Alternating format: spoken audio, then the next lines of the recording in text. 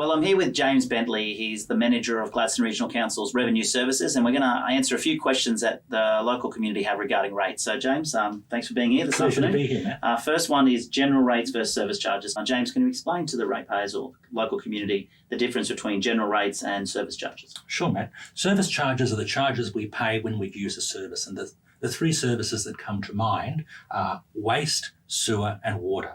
So what a service charge is our contribution towards the provision of those services in our local community. So if I have access to waste, water and sewer, I'm expected to make a contribution to those services.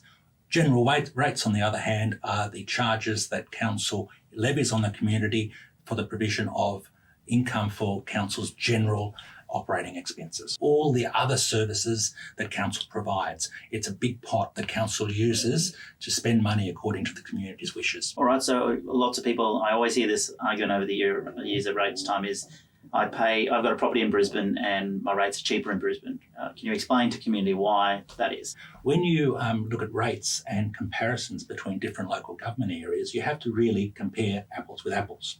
Now, Brisbane has over 400,000 dwellings, residences. Gladstone has about 22,000 places where people live. It really is a function of size. We're 10,000 square kilometres. Brisbane's 1,300. We've got a huge network of roads, right from Rosedale all the way up to Mount Larkham and beyond. So we have to really do a lot, make our dollars go a lot further, and we've only got a smaller population. So that's why we don't have the same size, but we have to provide the same level of service. Can you talk about how people can get a discount and how many days they have to get the discount, and also a bit about how they can get a concession? Yes. Well, you should come from New South Wales where hardly anyone gets a discount, so it's great to be up here when actually see a local government that's providing a discount. So what you do is, provided you pay your rates in full by the discount due date, which is normally 60 days after the notice is issued. So we will issue our notice in the middle of August. So by the middle of October, if you pay those rates in full, you'll get a 10% discount on the whole thing, except the emergency management levy, which is a Queensland government charge, and your water consumption. So all the service charges we spoke of, the rates charge, 10% discount, provided you pay by the middle of October, 60 days afterwards. Okay, one question which I sort of touched on before was concessions. What concessions are available? The good news is that council provides substantial concessions to pensioners, and we encourage pensioners to contact us to make sure and inquire about their eligibility. In terms of the pensioner concession, there are three requirements, and they're all pretty straightforward, really. You have to own the place, you have to live there as your principal residence, and you have to have a pensioner concession card issued by Centrelink, or a gold card issued by DVA, Department of Veterans Affairs. So provided those three criteria are met, you're entitled to a pensioner concession, which is funded by council and also funded by the Queensland Government as well. So in the financial year just ended, the average concession amounted to approximately $500 in the year just ended. So it's certainly worthwhile, if you have any questions about entitlement, to give us a call and we can help you make an application. Okay, final question. If someone's having a hard time paying their rates, what can we do to help them? Call us first and we'll help you. We'll help discuss a payment plan, so you'll be able to avoid any interest payments. We'll be able to help you with any hardship relief if you're facing genuinely difficult circumstances, perhaps even get you in touch with a financial counsellor for free to help you through your situation. So what we can do going forward, if you plan, is you can make provision to pay a certain amount every week or every fortnight or every month, so that you might not be able to get the discount, but at least you'll be able to pay your rates in full by the end of the year. So please, it's very hard sometimes when you're in trouble, but just give us a call and we'll do all we can to help you. So thank you. Thanks, James. Thanks very much, Matt.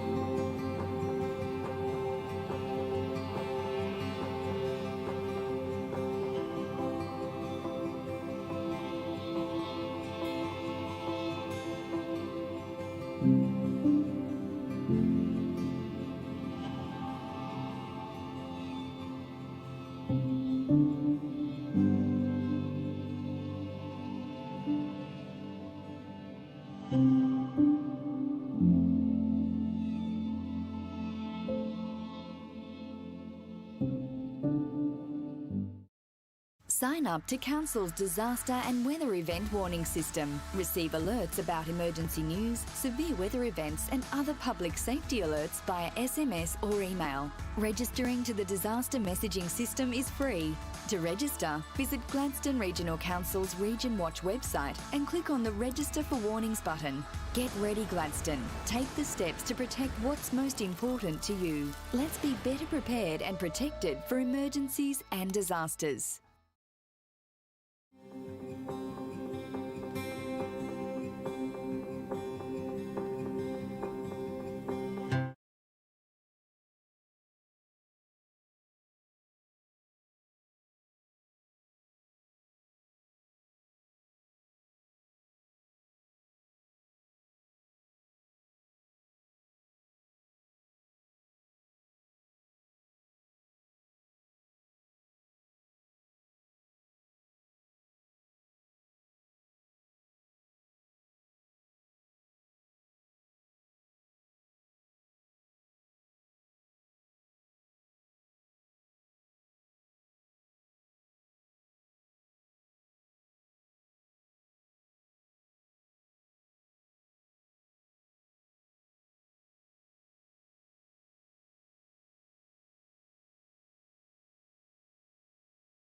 Declarable conflict of interest in agenda item G 3.1, the Boyne Island Tannum Sands Bits Golf and Sports Precinct Irrigation System as a result of my family relationship with our son Tim Churchill and our daughter-in-law Lauren Churchill, who are the proud owners and operators of the Shed Company, who are sponsors of Bits Cricket and AFL.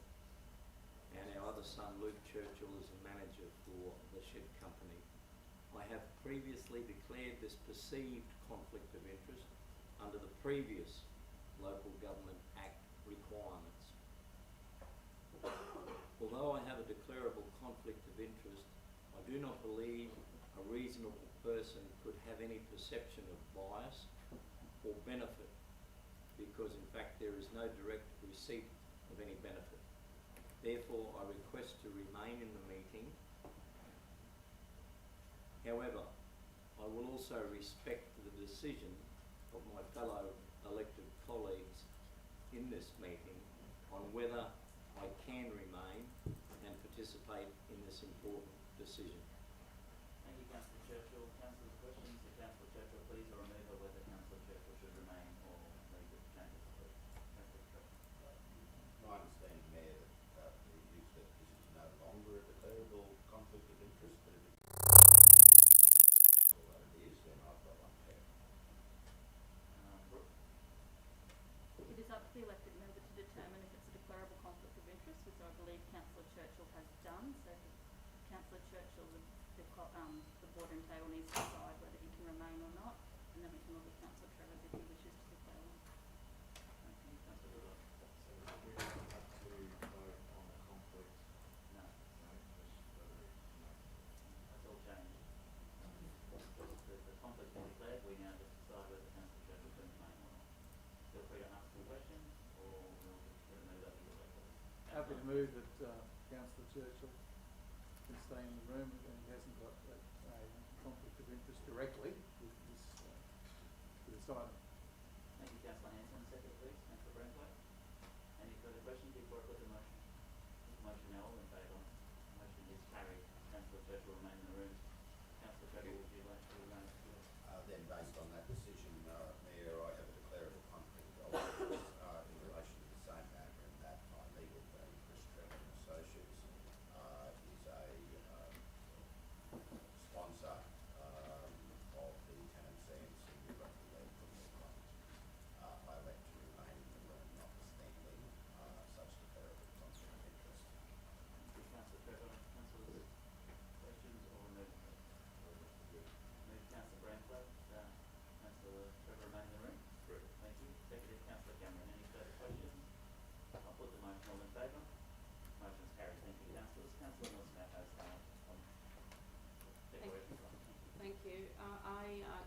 Talia Muscat advised that I have a declarable conflict of interest in agenda item G 3.7 RADF assessment round 2 and AGM, as I'm the president of the Queensland Country Women's Association Tanam Sons, and the agenda item contains a recommendation to accept the outcome report from a grant that we received earlier in the year, or last year actually. I'm also a previous committee member of Creative Gladstone Region, which also has an outcome report to be accepted at that same agenda item. So I will like to leave the room while the item is being considered. Thank you, Councillor Muscat. As Councillor Muscat has elected to leave the room, no decision is required from Council. Is there any further conflicts of interest, please, Council? No? Legal member, obviously, you've become aware of a conflict of interest during the meeting race and as we approach the item on the agenda. The next item on the agenda is the Mayor's statement on current issues, and the first and only statement I have on today's agenda is the 1770 Cultural Connections Immersions Festival that was held on the weekend, and what a fantastic festival that was. Gladstone Regional Council is very proud to support that festival at 1770 to the tune of $35,000. Is a significant event in the Gladstone region, and the second year that festival has been held at 1770. Last year, with our First Nations people, the Curtis Coral Coast people, we signed and spoke about a voice, truth and treaty, and we will receive this from Uncle Kerry Blackman and the organisers of the festival, which is true repentance and a true reconciliation ceremony that was held at 1770 last year. And in Uncle Kerry's words, as soon as we have this true repentance ceremony, the heavens will open up, and they did last year. As soon as that ceremony was over, of course, it rained at 1770, and again this year it was an amazing festival, and hundreds, if not thousands, of people turned up to enjoy that festival at 1770, and an appropriate location, of course, to have that festival. I would like to take my hat off to Uncle Kerry, Brother Matt, and all the organisers of that festival at 1770. It's truly an honour to be involved in that festival with our First Nations people, the Gurang, the Bayou, and the Treble Bunda people, and I think this festival will continue to go from strength to strength. And as Councillor Muscat moved just recently at the council meeting, our council supports the Uluru Statement of the Heart, giving our First Nations people a voice to Parliament. So congratulations to everyone involved in an amazing festival. I look forward to many years to come. The next item on the agenda is the confirmation of the minutes, and the confirmation of the minutes for the 21st of September 2021. Never move it, please. Thank you, Councillor Churchill. Second, Councillor Goodluck. Is there any questions or any business arising? Thank you, Councillors. I put the motion there be true and correct minutes. All in favour? That's carried. Thank you, Councillors. We'll now move to the next item on the agenda, which is the officers' reports. And the first officers' report is the Boyne Island Tanam Sands Bits Golf Club and Sports Precinct Irrigation System. And I'll hand over to the General Manager of Strategic Assets Performance, Mark Francis. Thank you, Mark. Thank you, Mayor. Good morning, councillors. This report is brought to you seeking recommendation to move forward with a replacement of the irrigation system at Bits Golf. On 5 occasions over the last 5 years, you've considered in some way, shape or form the replacement of this irrigation system. The paper that we brought to you today was developed by Tanya Lawyer, our property acquisition and disposal specialist, along with our engineers who have undertaken assessment of the system and the grounds. Contains a significant amount of detail as it relates to concept designs which are being prepared, and the work that we believe needs to be undertaken for us to be able to continue to fulfil our obligations as it relates to our environmental licence. As we said previously, you have resolved to contribute an amount to the replacement of the Bits Golf irrigation system on the condition that Bits entered into specific arrangements for the ongoing maintenance. That amount was in the region of $460,000. The estimate now at concept design stage of the condition of the system is closer to 1.1 million required. soil for the bits golf, so that it can continue to receive the treated effluent.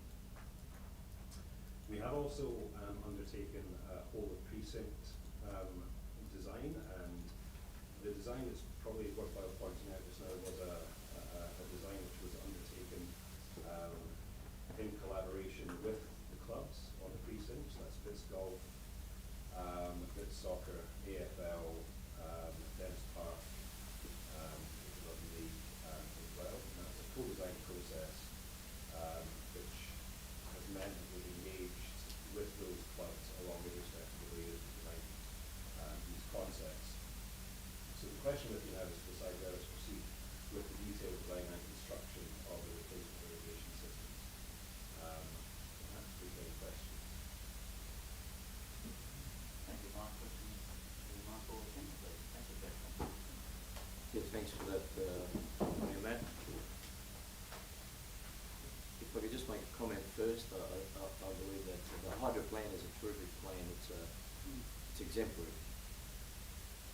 A lot of work has been done, but we've come a long way during that period of time. It's a great report, and well done to you, Mark, and through you, Madam CEO, to Mark and to Tanya. Great work been done, but you just mentioned the word collaboration.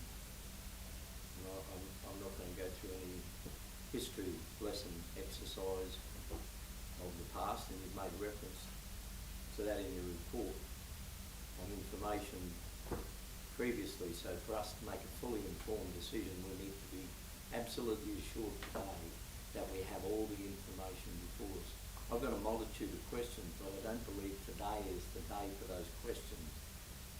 I believe that they will be subsequent to what will fall into place or what should fall in place when the lease agreements are put in place.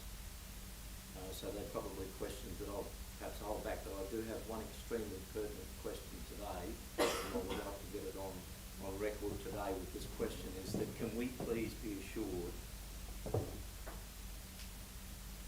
that there is total acceptance and satisfaction by all the parties, from what I understand and information that's being distributed to all of us at this particular stage, is that there are still certain aspects of the report or understandings within the report as to what will occur. Very mindful that the Bits Golf Club put this on our agenda 7 years ago, as we've been able to work through this and get a positive outcome. So today, I support your recommendation, but today there should be a pathway to achieving the outcome and the success that we should have. And so before you answer the question, I also want to make one comment, is that this is not about golf. This is about a community infrastructure that has so much other benefits that can come from it. Economic, social, community, health and well-being, and my old chestnut that I keep raising from time to time, the opportunity for the RVs, the recreational vehicles that are coming into our region now as a result of COVID, in numbers, huge numbers. And it's an opportunity for them in the future, for the RVs to participate in that sport, or this whole precinct down there. So if I could just come back, you mentioned the word collaboration, and I'd like to just get a clear and concise understanding from my perspective at this stage that all the stakeholders have been fully informed, they've been fully engaged, and they will be of acceptance and satisfaction of what is being proposed in relation to the plan that they have all been able to read and understand. Leave it at that, and then that's all I can do, please.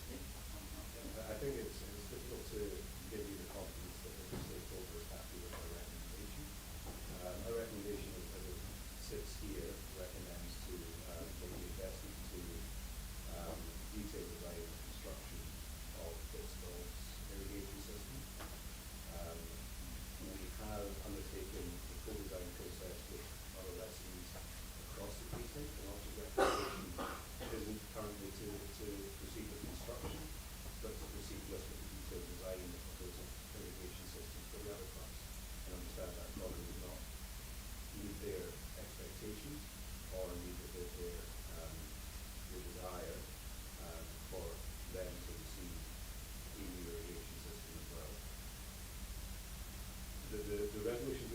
working and the situation we were trying to provide clarity to the councillors related to Bits Golf. We weren't able to look at Bits Golf's irrigation system in isolation, separate from the rest of the precinct. So we have undertaken the same concept and process for Let's See. Our recommendation differs for the Bits Golf lease from the other stakeholders. So I can't give you the assurance that we're happy with our recommendation. I can give you the assurance that we've been subject to the same full line process and we've had the same number of meetings with our consultants and engineers and project discussions. So the segue to my question would be then from a governance perspective, in the decision making today, we have the agenda item here and the recommendation, rightfully with some wonderful work that's been done. Do we get to, as elected members, get the opportunity in a governance process in any subsequent leases or any subsequent agreements that will fall into place, or are they simply operational matters under the Local Government Act? To the satisfaction of the stakeholders. They are leases of freehold land, so under the Local Government Act we need a resolution from council to be able to lease to them. So we can of course bring the lease back to you if that's what you would like. Council holds the delegation to lease freehold land, so we can do that. The officer's recommendation today proposes that it includes a resolution from council that we go forth and negotiate and enter into a lease with Bits. So the resolution as it's drafted today wouldn't necessarily require us to bring it back to you. I'm happy, Mayor, through you to leave all my other questions to a later time. I just want a sense of assurance that all stakeholders will be accepting the outcome when those lease agreements are put in place. And you know that I've been on about other leases as well, but we'll just deal with that for today from my perspective.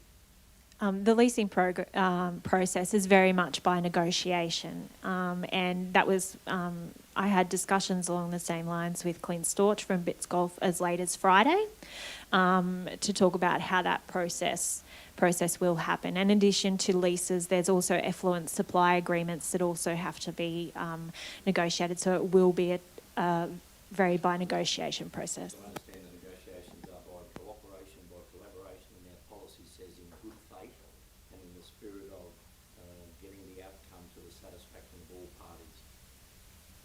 Thank you. Thanks, Mr. Mayor. Thanks, Mark and Tanya. When we started this process some years ago, I think it's noted in the report that this is the only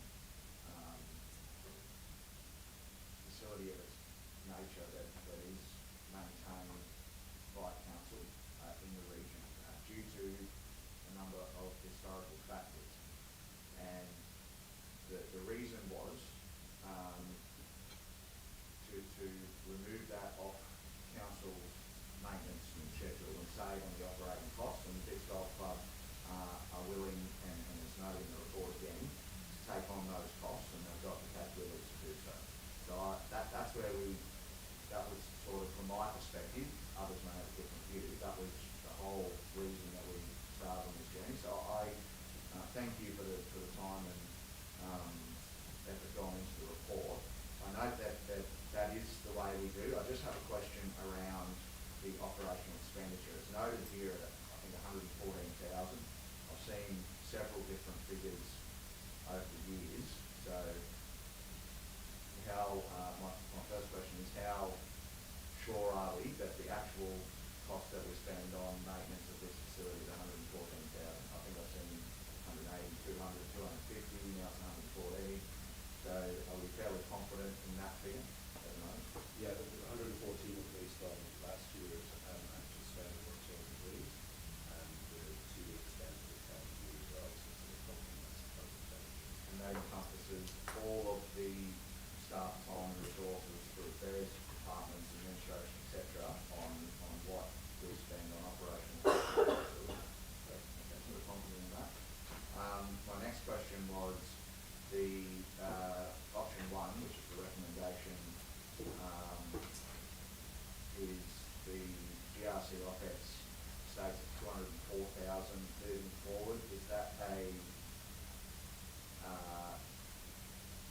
an initial thing, or is that an annual figure?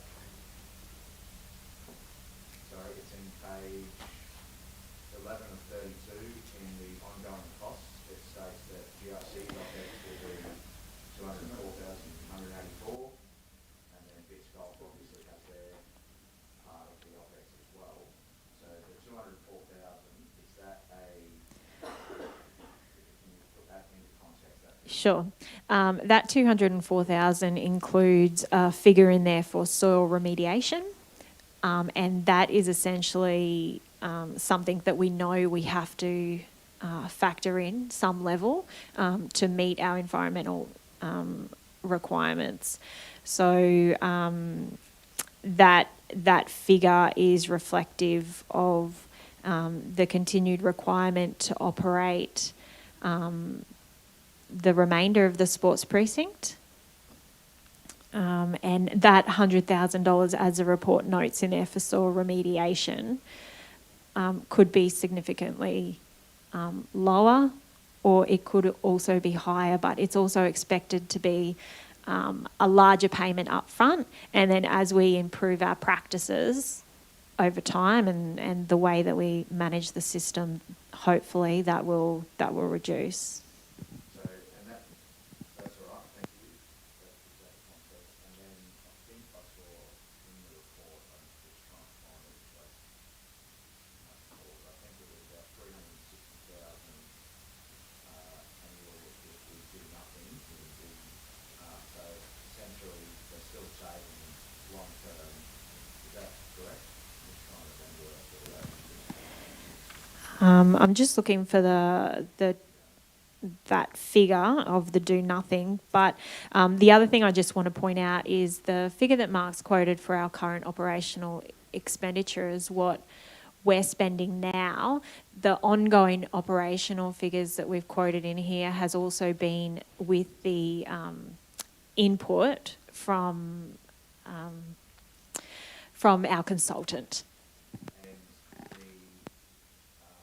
the soil remediation is something that, from my understanding, will have to be done irrespective of what option is chosen, because otherwise it's going to be potential improve the environment and science. So that figure, that 114, will have to include soil remediation costs moving forward anyway. So That's correct. We're not currently doing any of that soil remediation activity, but along with the soil remediation, operating procedures and things like that have to be developed, and that will also increase the quality of the soil. The total soil remediation that was recommended by the consultant for all sites was about $1.9 million. That's across the entire precinct. However, that was the consultant's finding. That's obviously a very gold-plated ultimate solution. What we propose to do is work in some of that into a detailed design for the precinct, and hopefully there's some savings that can be found by consolidating those activities. There's also a question of whatever soil remediation has to be consistent with the type of irrigation system we have. So we can't necessarily replace a whole playing surface if we don't have the irrigation to continue to manage and grow that surface. So they really go hand in hand. that gives me confidence around the operational costs.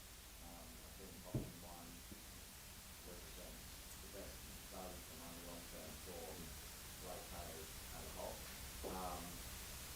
Just have we had confirmation from Bits Golf that they're able to take on that 72,000, notwithstanding that 50,000 for the soil remediation is by the sounds of it not a concrete lock-in figure, but that, to my knowledge, hasn't been, I haven't seen that figure before, but you just had that discussion with Golf Club, and they indicated that that's suitable. So the discussion I had with with Clint from Bits Golf was around the fact that that figure that we've put in there is nominal, and that would include the way that they already manage the surface, so they're already having some inputs into that. And then there's also the question of who is liable for that and how do we work that, which comes out as part of the negotiations of the lease. So they have definitely confirmed all of the operating costs but for that 50, and I will point out that that 50 is a nominal figure in there. We don't know long term what that will be, but you might recall that, for instance, the electrical costs have been an ongoing matter of contention. That's now been resolved, and they're very happy and comfortable to take on that, as well as the maintenance cost that's been identified by the consultant.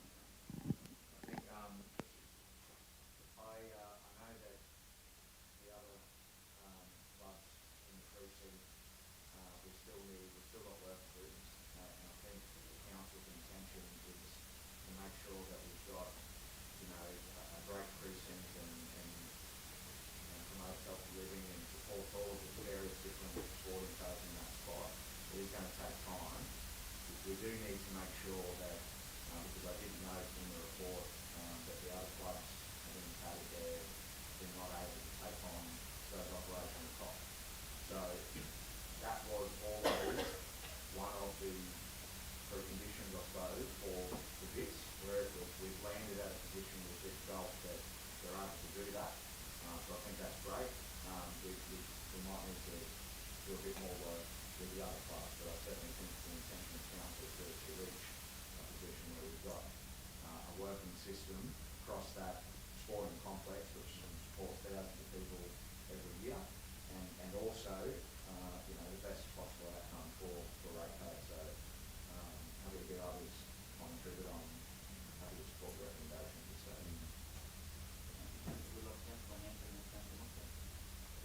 Mr Mayor, thank you. I do support option one straight off, but there's a couple of questions I have. I believe that we've started negotiations not in your term, Councillor Goodluck. I think it was started in 2 terms ago, maybe even longer than that. So this has been going on for a long, long time. We need to get it to a head.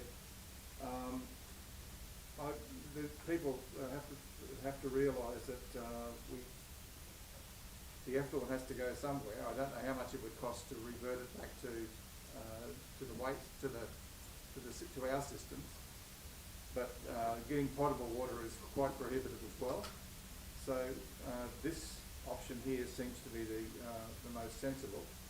Of that figure of 1,123,900, how much contingency is in that? We always have contingency in estimates. I believe it's a 5% contingency. I'll just look at it right now for you. Thank you.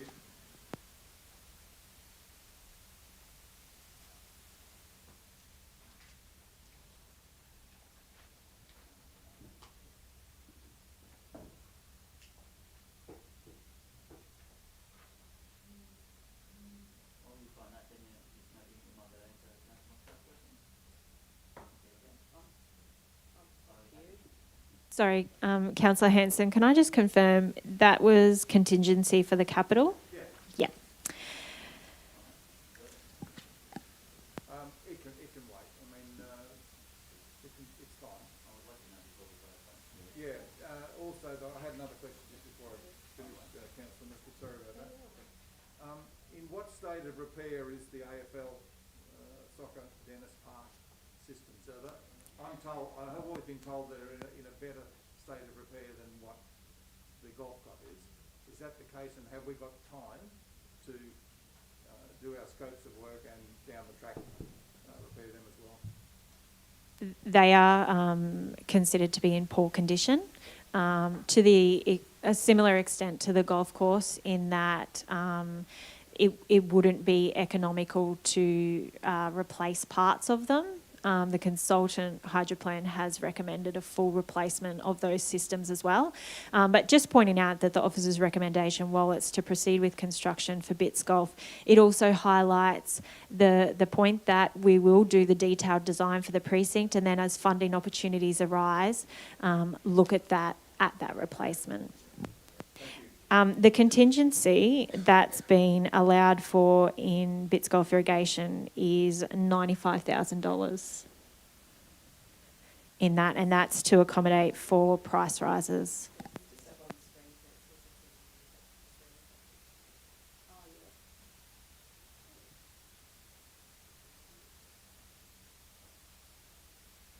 Sorry, I missed that. Thank you.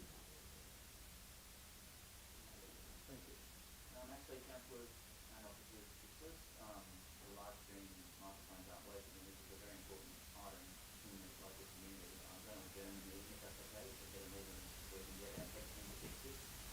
It is a very important thing, community are very interested in it, and I think it's very important that those people watching online can hear it. They can't even hear me now, so, well, some people can't. That might start working, so I'm going to ask that we adjourn this meeting for a few minutes while we get that updated. So I'll move that to the floor. Thank you, Councillor Willock, that was second. Put the motion on the table. Thank you, the meeting will be adjourned. Over to you, Josh.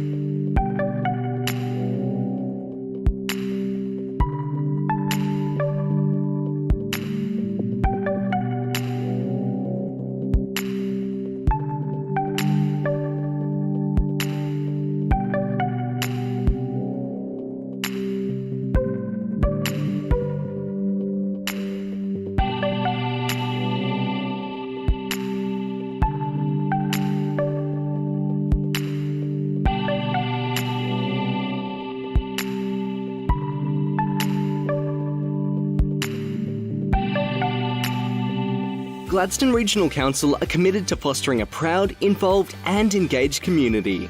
The Gladstone Regional Council Community Investment Program provides financial support to local community initiatives, projects and events which promote community connections, regional enhancements, community celebrations and community education. For more information on the Community Investment Program, visit gladstone.qld.gov.au. Gladstone Regional Council. Connect, innovate, diversify.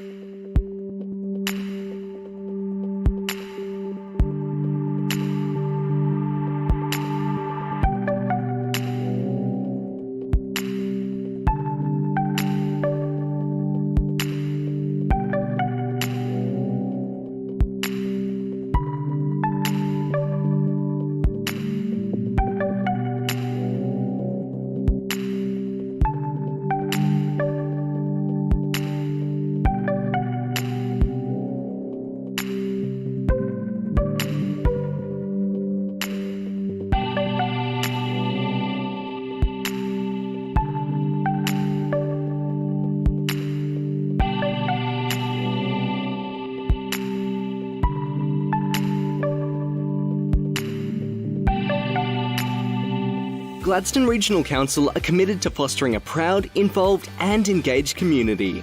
The Gladstone Regional Council Community Investment Program provides financial support to local community initiatives, projects and events which promote community connections, regional enhancements, community celebrations and community education. For more information on the Community Investment Program, visit gladstone.qld.gov.au. Gladstone Regional Council. Connect, innovate, diversify.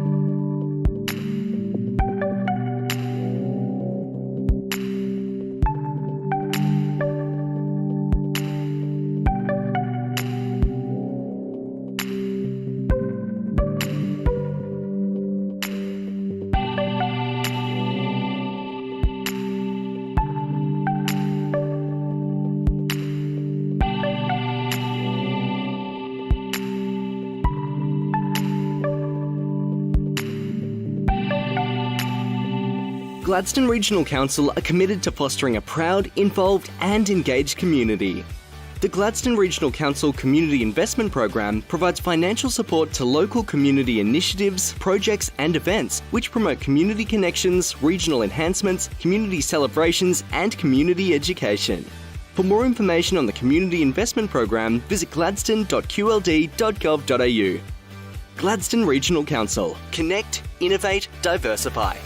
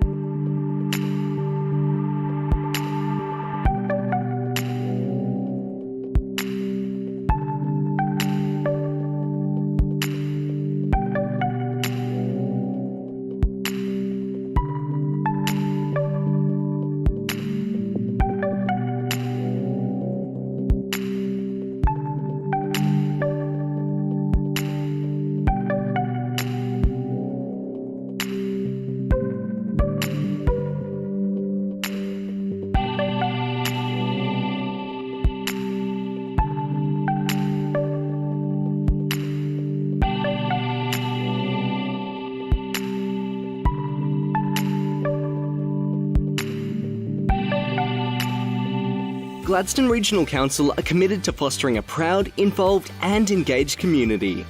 The Gladstone Regional Council Community Investment Program provides financial support to local community initiatives, projects and events which promote community connections, regional enhancements, community celebrations and community education. For more information on the Community Investment Program, visit gladstone.qld.gov.au. Gladstone Regional Council. Connect, innovate, diversify.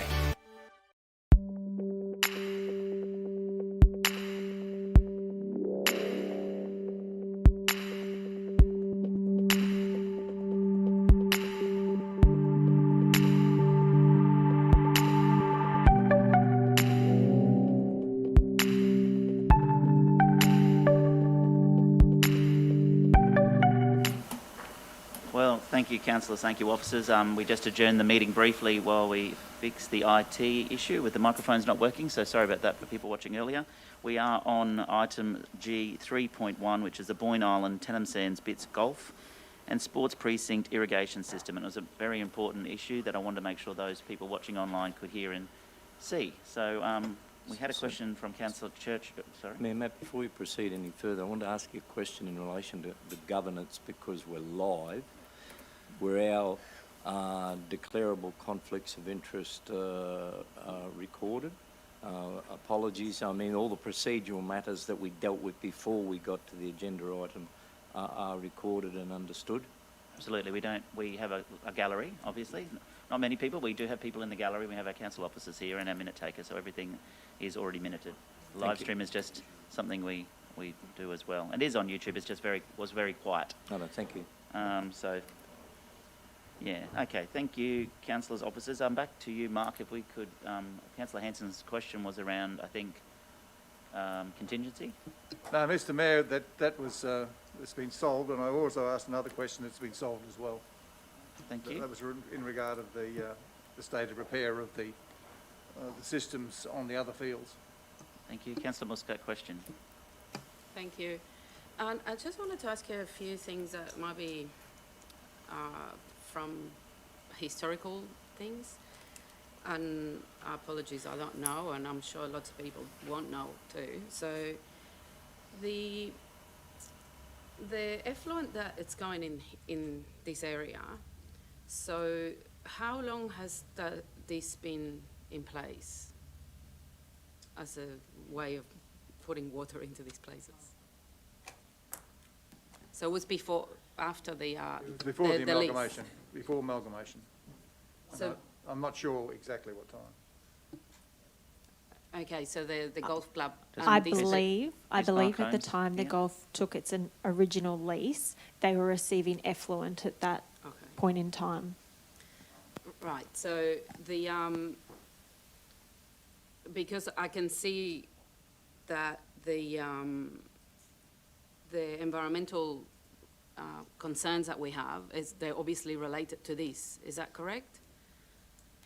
Yeah, the environmental concerns are from the land receiving effluent over a number of years, and that's quite common and requires a lot of management. So we wouldn't have to be, because I know one of our critical things that we need to solve is the risk of having any breaches when it comes to environmental law, regulations, et cetera, correct? So this wouldn't be so critical if we didn't have the effluent going in here. That's correct, yes. Okay. Now, and we never explore any, do we need to have this effluent going in here apart from the fact that it's watering public grounds? We do have an alternate method of disposal of effluent for this site, so no, we don't need effluent to go there. The obvious benefits of using effluent is we have a changing environment, water shortages, so that's definitely a bonus. I believe in the report in July last year we explored the option of having potable water. Yes, yeah, I was I guess I don't think I will ever think of using potable water instead, but we know we have a couple of other sites where we have no other option than to put our effluent where it's going, so in this case that's not the case. I know we're not exploring not putting effluent there, but that is actually, I just wanted to put it out there as a point of clarification when it comes to our obligations, environmental obligations. So now the other, I guess I had a couple more questions, and the one of the central points of all these discussions that we've been having for a long time, please correct me if I'm wrong, is what I'm understanding from everything that I read and et cetera, is that we're in this situation too because of the conditions in the lease, which is also a bit there's a bit of a dispute as to how we interpret the lease. Is that correct? The issues with the interpretation of the lease, our interpretation of the lease is that, yes, it states that council must repair and maintain the existing irrigation system, but it doesn't go so far as to require us to replace the irrigation system once it's failed. There's nothing in there that expressly requires us to do that. Bits Golf have over a number of years maintained that they believe that council does have an obligation in the lease to replace the irrigation system, but this is more. It's come down to more of a situation now that we have the condition assessment reports on the soil and the irrigation system around managing our environmental responsibilities versus just simply the replacement of an asset. Okay, yeah, because it is, the figures and the cost that we're looking at, they're quite significant. So as, someone that will have a look at this will go, oh, okay, we're going to spend, over $1 million or close to $2 million in a club, which has certain amount of members. So when and I know there's outcomes, well-being and all those sort of things, but there's a lot of different ways of creating well-being and creating healthier places. Now, because I am a bit worried about, I guess, the return on investment and also the investment per resident. When we look at, for example, if we're going to invest this much money and then you split it in between, I don't know how many members or users of a golf club as compared to users of a soccer club or a football touch or all these other places, all these other clubs that use it.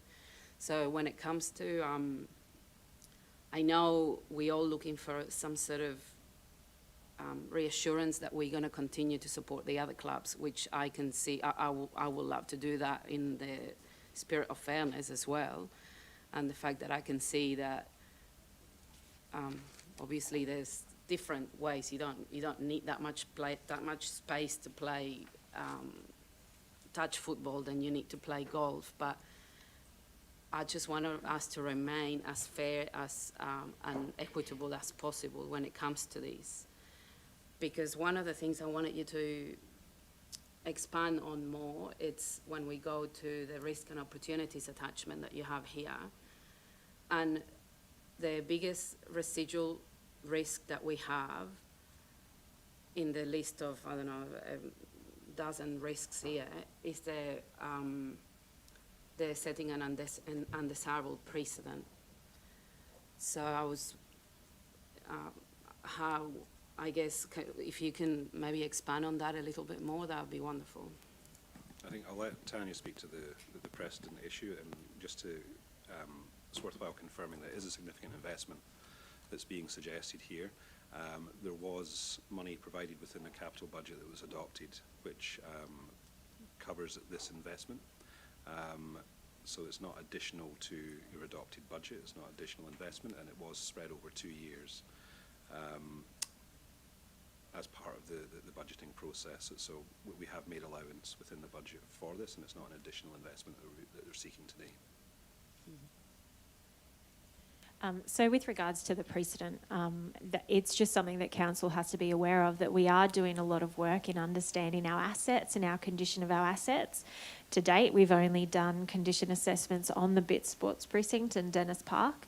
We have a number of other sporting facilities across the region. And I guess the whole idea behind the undesirable precedent, and maybe it's not undesirable, but it is a precedent that you're potentially setting, in that if council replaces this infrastructure and then our condition assessments of all of the other sporting fields indicate that their irrigation systems are failing, it's likely that in the coming years council will also have to consider the replacement of those irrigation systems. None of them are likely to be as substantial as Bits Golf, more in the line of the other Bits Sporting Precinct irrigation replacement. I will point out though, in that some of those sporting fields council doesn't own all of those irrigation systems, and that's part of the work we're doing over the next couple of years in understanding our assets.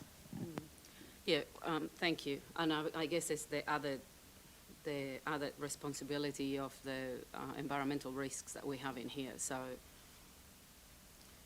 okay, I was also obviously in line with a few of the other comments we had. You know, it is, as I said, it is a significant investment. It will be, we need to have reassurance that the clubs can, I guess, yeah, wear the maintenance, if that's what we're going to do. We wouldn't want to have, you know, I guess replace this system, have such a big investment. I understand that it's been already budgeted, but the money is spent. I mean, money's money, so ratepayers' money is ratepayers' money, whether it was in the budget or not. Also, the fact that there's also the opportunity cost, where, you know, we have been, as we just said, for years and years discussing these, where when you do something, there's something that you are not doing as well. So the last thing I wanted to ask you, this is just simple, do you see any risk in relation to if we go ahead and replace the system? What's the interruption to the club, or how does that work? There will, of course, be an interruption to the club, but that will be all worked through in the detailed design. So we'll work closely with the club in that detailed design, and there's a number of ways we can mitigate or minimise the risks, the interruption to the club by staging, but it will all be part of that detailed design, and that will be a priority to minimise the disruption. Okay, great. So, and sorry, I know that this motion is also about signing a lease, which is outside the policy because the recommendation says that we do it for longer than 10 years. Is that going to be done before or after we finish with some of the detailed designs to understand more of the cost and et cetera, et cetera? I propose to finalise the negotiations on the lease while we're finalising detailed design, because ideally the lease will be signed and negotiations complete by the time that we commence construction, because that is it's an essential part of that. Okay. Great. I think it's a good idea that we have more than 10 years anyway, considering the investment. Thank you. Thank you. I've got Councillor Grady, Churchill and Goodluck. Great, thank you, Mr Mayor. Thank you. This has been a long time coming, this report. I was just wondering, with the detailed design and construction, have we got somebody local in Gladstone that actually can, Gladstone region, that can take out the works for the detailed design and construction? The consultant that we've engaged for the concept has been engaged for concept and detailed design. So the concept design is the point we're at now, and that's just merely part of getting to the detailed design. Design and construct wasn't recommended due to the risk of leaning one way towards a particular manufacturer. By completing the detailed design, it gives us a more independent view of what is the appropriate components to use. In terms of local, we will go out for the construction, that will go out to tender. Okay. Thank you for that, yeah. Thank you, Councillor Churchill. Thanks, Mayor Matt. As I indicated there earlier, I've got a multitude of questions, and I believe that the answers will be and should be forthcoming later on as part of the lease negotiations, as you indicated there before.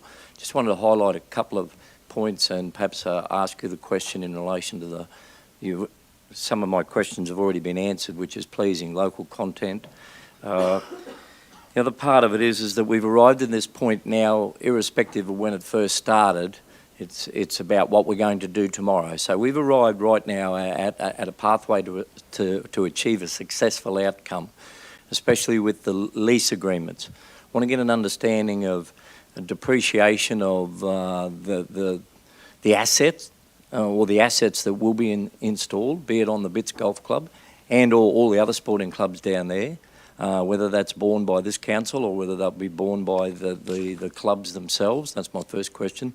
Second part of it is that, as you indicated there before, and Councillor Goodluck rightfully made the reference, is that this is the long-term cost saving to the ratepayers based on what has been an agreement or a legacy of the past before amalgamations. I think that should never be overlooked. That's why we've arrived at this particular point from a financial perspective. The other part of it is you've indicated in there in the report, and it's exemplary, $5,000 for electricity. Can we please use the level of modelling on how you're going to get that at $5,000 for a number of our other clubs in the region? That's absolutely terrific. You know, hopefully there's solar that might be incorporated in, and that might be something the clubs could look at. But geez, $5,000 for an annual electricity bill is fantastic. I'm sure the Bits Golf Club or their committee will be extremely pleased with that. Can I just come back to my question about the depreciation? And my final question is in relation, I understand there's two sections to your recommendation, which I indicated right from the beginning I'm totally supportive of. But from my perspective, I would like to know a timeline in relation to the Bits Golf Club, because it's in the current budget. And I would imagine in handing down our budget in relation to capital works is fulfilling the requirements under our capital works program. So can I please get that response or assurance today in relation to the depreciation, because we're talking $2.5 million, and the second part of it is at a timeline. Thank you. I think the depreciation is estimated on page 11 there at $65,966 over 30 years. You might have to speak up a bit, Mark, Sorry. unless it's my hearing aids. On page 11... I need them. I might need them. On page 11 of the report, the depreciation is estimated over 30 years at $65,966 per annum across all sites. In terms of delivery and execution of this, obviously we have the lease expiry in December 22. And we'll enter into negotiations, as Tanya says, as we're completing the detailed design. In terms of delivery, while we have adopted an amount within the capital budget, we have made reference within the report to the investment decision framework, and we've had other discussions around this table about the implications of our investment decision framework and the budget corporate standard and the capital portfolio working group in terms of delivery of works within the portfolio over the 3-year period as opposed to over the annual cycle. So while we made an allowance within the budget for works associated with the soil remediation and the irrigation replacement. That was at an earlier stage of IDF. At the moment, we're moving from concept to detail. That will firm up not just the amount that we're going to spend, but also the delivery. As Tanya said, we'll need to co-design that delivery with the clubs. So it may be that it's staged in a certain way. So I can't give you an assurance about delivery within this calendar year, for instance, but I can give you an assurance that we are working to detailed design, which will inform the next stage, and that will be in concert with the clubs. Okay, thank you for that. Just in relation to the depreciation, is it council that wears the depreciation over that 30-year period, or is it the clubs?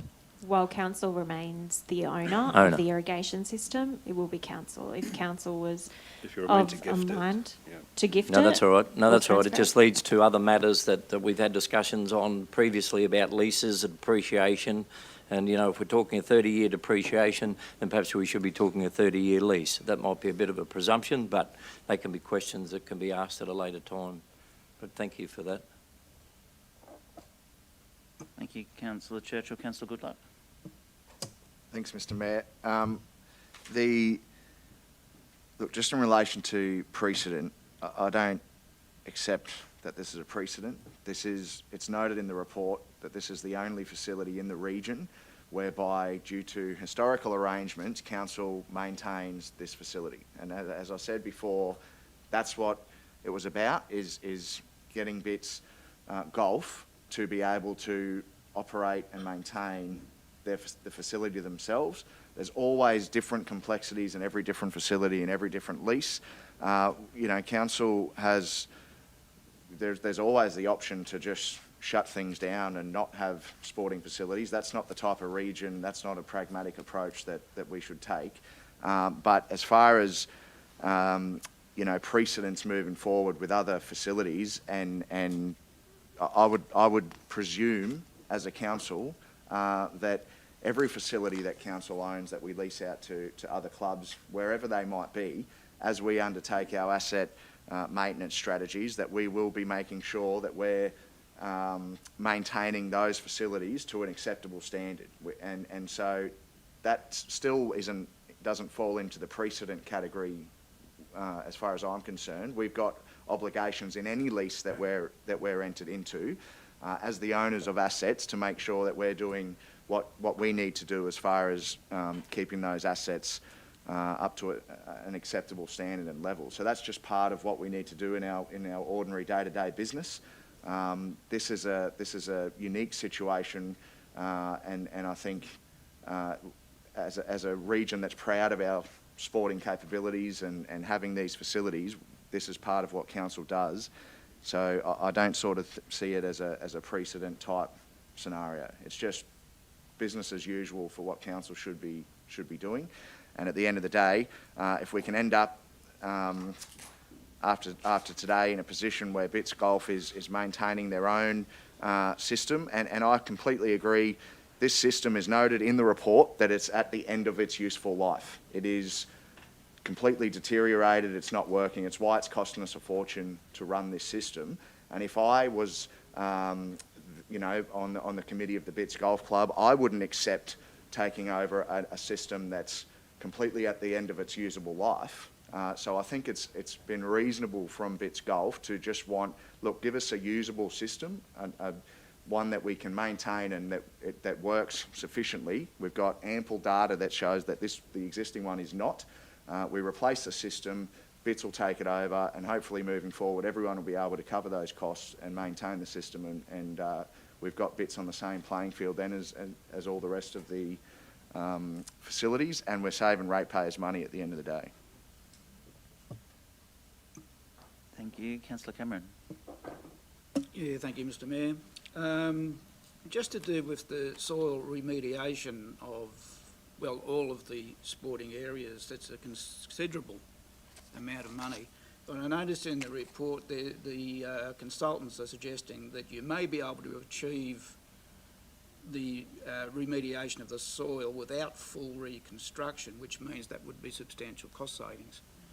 If there was substantial cost savings, would it be a consideration to remediate the soil of all the sporting areas, cricket, AFL, footy, because that is a very important part and pretty critical, because for us to maintain our compliance with our environmental requirements, we really do need to remediate the soil pretty quickly.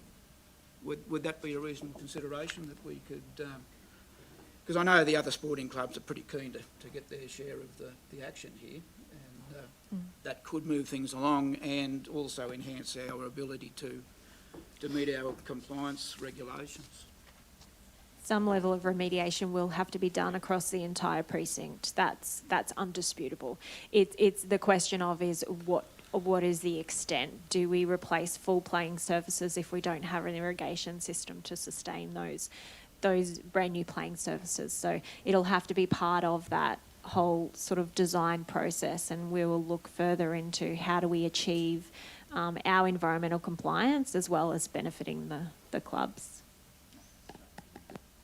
Thank you, Councillor Branthwaite. Thanks, Mayor Matt. Actually, most of my questions have been answered.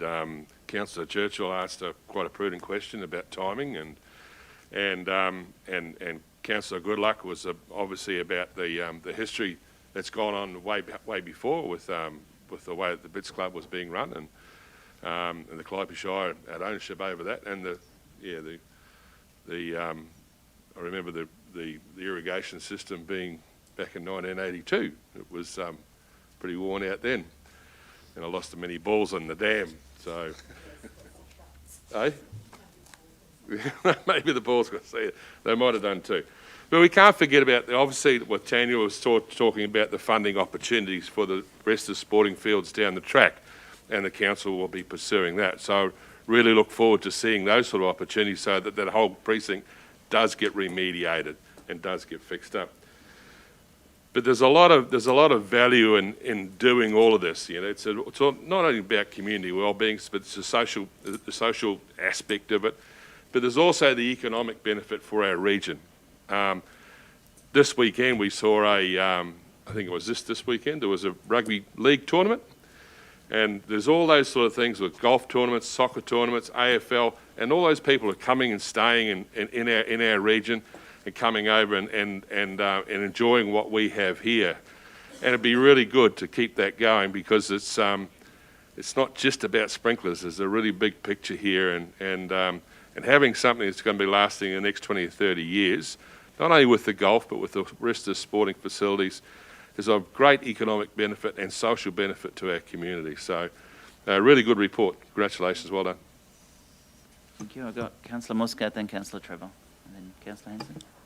Thank you. I just, I don't think we're suggesting that we go around closing sporting facilities, Councillor Goodluck. So just in case, and there is obviously, this is a special, well, a specific, a different situation in which we find ourselves in. And our staff and specialists and people that have knowledge have put in a list of risks in there, and I respect them, and I can see why they're there, and it's up to us to take them or not. Now, also going on what Councillor Cameron just talked about, my issue is about fairness and equity here. So, and obviously about compliance with environmental regulations or whatever we need to comply with in this case due to the effluent going in there. So I still can't see why we won't go and do the whole of the precinct instead of just doing the golf club. I know there's a historical situation, and I understand also that the other clubs, not the golf club, but the other clubs have indicated that they're not able or they don't want to, whichever one is irrelevant anyway, wear the cost going forward. But I'm not making a decision here as to who can actually pay for the maintenance cost and who can't. If we're going to make a decision based on how we treat our effluent, which is best done by a good irrigation system that is coming to the end of life, not just the Bits Club, not just the golf club, but all of them. And also we're talking about economic development, social well-being, all these things, all these nice words that we like to talk about, but we rarely understand too sometimes. So why can we not just embark on the journey of having all of this done and addressed? We were out working resolutions as it related to the club. We have provided an option for councillors to consider for the construction across the precinct, and that's option 3. Yep. That's provided. That's what I'm just looking at. So, because at the end of the day, we have a commitment from the golf club that they will wear the maintenance costs, but we don't, at the moment, we still don't even know how much that's going to be. So, and of course, we trust that they will be true to their word, but at the same time, we don't know. And the same way is if we want to support the lifestyle that we want to support in our region, well, whether a club can or cannot maintain, I don't know, $50,000 a year of something, well, is that fair for all the players and all the residents and the ratepayers? So that's why I'm sort of thinking I would like to go into a more both options are comprehensive, but one is obviously addressing a group of users, and the other one is actually addressing all of the groups of users in here, which in a way might actually save us time and save us money and give us a better result when it comes to an irrigation system that is it's good, it's going to have 30 years of life everywhere, so we're not going to have, in 10 years another one. Why don't we go out looking for funding for the golf club, and then we have to go looking for funding for the touch football? So this is something that I don't see why we couldn't just take on as something that we do now, and then we get it done while we are at it. You want to respond, and then I have Councillor Trevor, yes? Well, just in relation to that, this is the only facility in the region where council maintains it.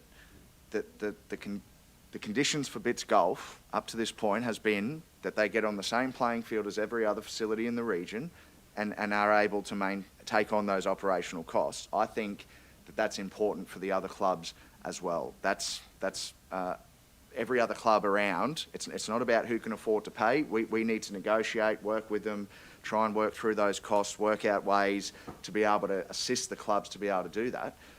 But they need to be on the same playing field as every other club in the region. I feel like that's an important part, and there's more work to do in that space. Absolutely, we need to do that work, but that's why I wouldn't support option 3 today. The level playing field, I guess I see even playing field from a different perspective. I see it as the benefit that people are getting from the investment. So, and I respect the people that play golf as much as the people that play soccer, football, touch, and I don't know what else they play, because I drive past there every day, but so I just see, and it shouldn't be, it's kind of, to me, feels unfair that a club that can afford, because I guess obviously their players also have a different type of income or background, so my kids play football, and then we all soccer, football, so, we pay a certain amount of money, and if I had 3 kids, 4 kids, that all adds up, and if we're going to support, I don't see why we can invest $1.2 million in an area where the club will be able to pay $50,000 ongoing cost, but we can't then invest a bit more, which is not even that much because it's not as much as the golf club. And we can just wear the cost, or not wear the cost, go into some sort of negotiation with them. They might be able to pay some, I mean, even playing fields are not always equal playing fields. So depending where we're looking at it from.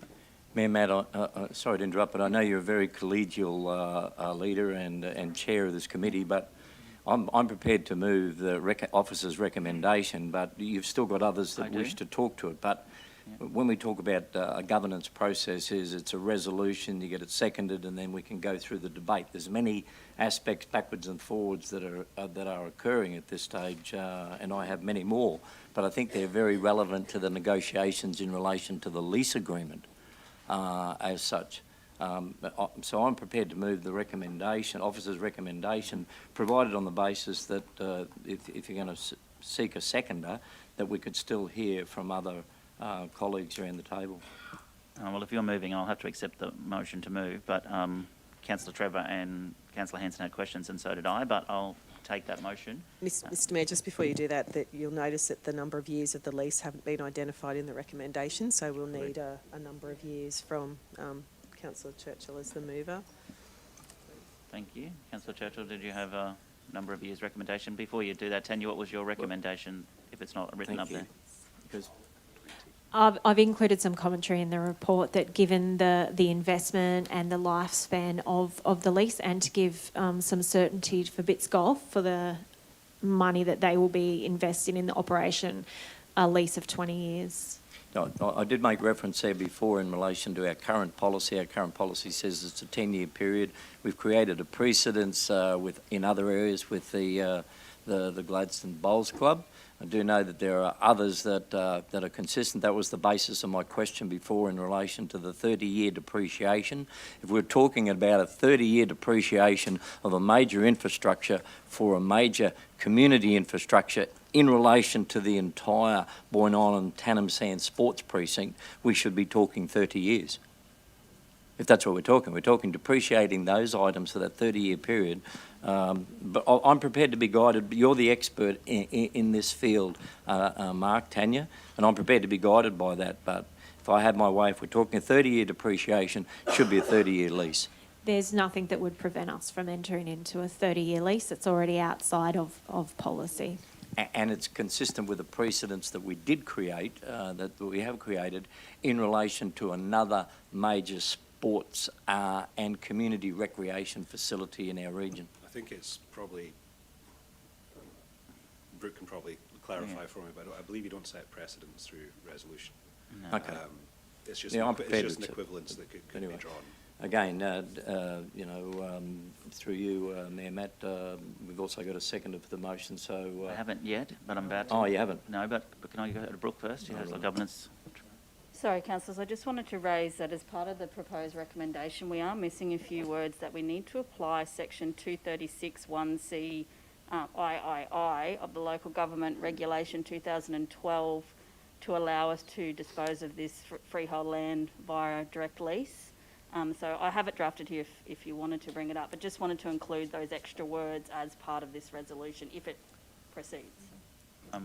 Just to confirm that that section there provides it's an exception in the local government regulation that allows us to dispose of freehold land to a community organisation without having to go through a tender process. Thank you. That's fair enough. I understand that. I think we've done that just recently in Agnes Water. To confirm, was it proposed 30 years? Councillor Churchill, was it 30 years or 20 years? I'd need to see your recommendation so I can get a seconder. Well, I'm proposing the 30-year based on the 30-year depreciation, but, and as I said there before, there was a precedence for the Gladstone Bowls Club, which was a 30-year lease. I know it's separate because this is freehold, but I'm just trying to perhaps provide some consistency in relation to the lease agreements. Thank you, Councillor Churchill. Is your recommendation? I need to know what you're going with. Is it 20 or 30? 30. 30, thank you. All right. So the recommendation, councillors, is on the screen with that amendment that Brooke raised in regards to the Local Government Act, which is section 236(1)(c), the Local Government Regulation 2012, enter a lease with Bits Golf for the term of 30 years, which includes the following. A. Council, is that whole recommendation there, B and C as well? Okay, thank you. Do I have a seconder for that motion, please? Thank you, Councillor O'Grady. I'm going to pause there now, go back to Councillor Trevor for his question. Thank you, Mayor. Thank you, Mark, for a very good report in relation to this matter, and thank you, Tanya, also. Ideally, today, I would have preferred that we look at the sporting complex as a whole and expend the money, if necessary, as a whole on all of the particular sporting venues. I don't like picking favourites. To some extent, we have on this occasion, but I do congratulate the golf club on agreeing to accept the long-term maintenance and repair of the new system that we will create for that sporting facility.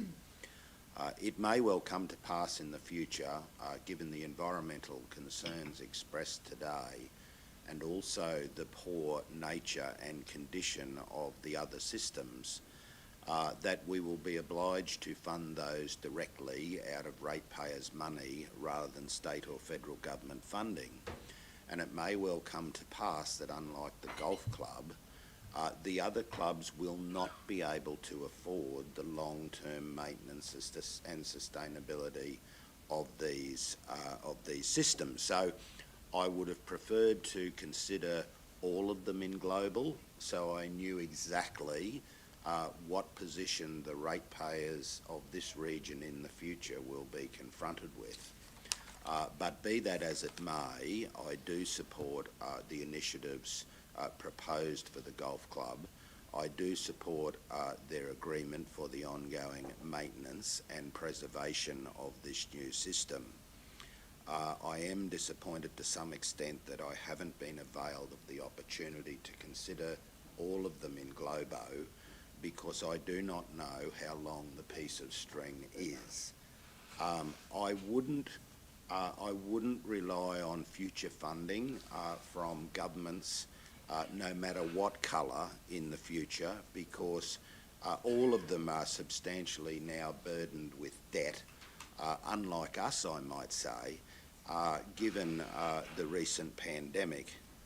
Only last evening and this morning was I reading that the federal government is now burdened with debt to the tune of 130 billion plus and counting.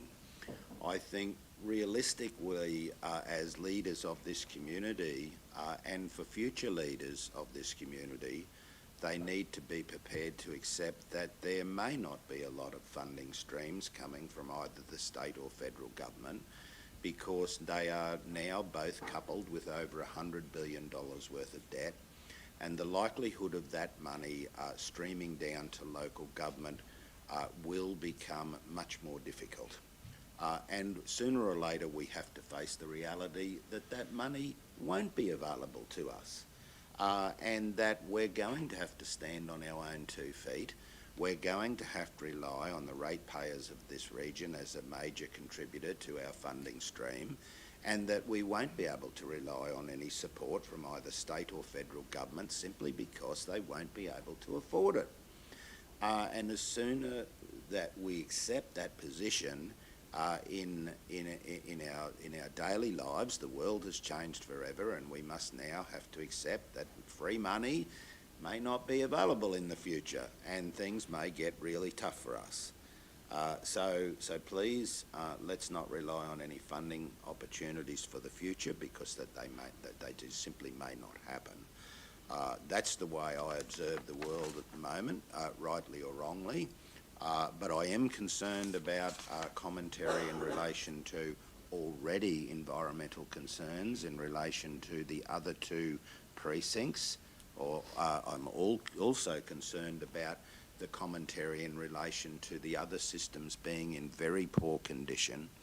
I think it is incumbent upon us as a council to move forward very quickly, no matter what the outcome or decision today is, to fix what is otherwise an obvious problem with the other systems which we know or ought to know about.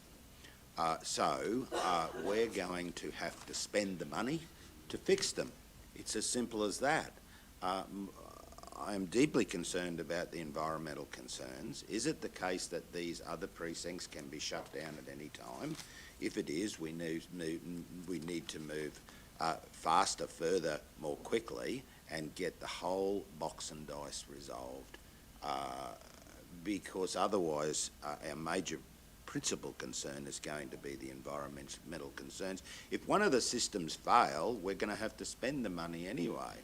It's no fault of community organisations these days that some are struggling financially, because most of the community organisations and sporting groups that I know and have been around my entire life in this community are struggling financially. So we've got to make the hard decisions as to whether we prop them up for the benefit of the community or we close them down. Personally, I'd like to see them all continue. But again, facing a reality check with our future, that just simply may not be possible, and the hard decisions, the decisions that need to be made with a reduction of funding streams will simply have to be made. So, yes, thank you to the golf club for agreeing to take over the future cost of the new facility and relieving the ratepayers of that burden, but be aware that I think we should hearken to the evidence and deal very expeditiously and quickly with the remediation of the other grounds, the placement of the new systems, without any consideration or reliance on future funding from either state or federal government. Thank you, Councillor Trevor. Councillor Hanson. Yeah, I just had a couple of other points, but I tend to agree with Councillor Trevor on the urgency, as it seems, of repair and maintenance of the system across the whole sporting precincts. There are some opportunities that I've already mentioned in moving forward with all of the clubs that, you know, with the Bits Clubhouse can be brought back to operation again with the agreement of all clubs together. That would be a very good thing socially and whatever. That opportunity is there still, and I would like all of the clubs to keep that in mind and look at that, the reinvigoration of that club.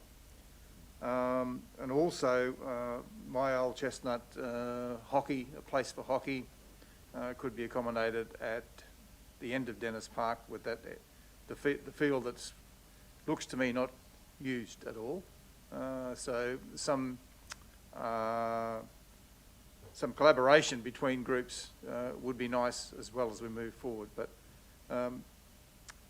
we don't know if these clubs, the other clubs, are going to take on the maintenance. But yeah, we're very vulnerable with the systems as they are now, and we're very vulnerable with the department trying to move forward. So I would favour, in that line, option 3.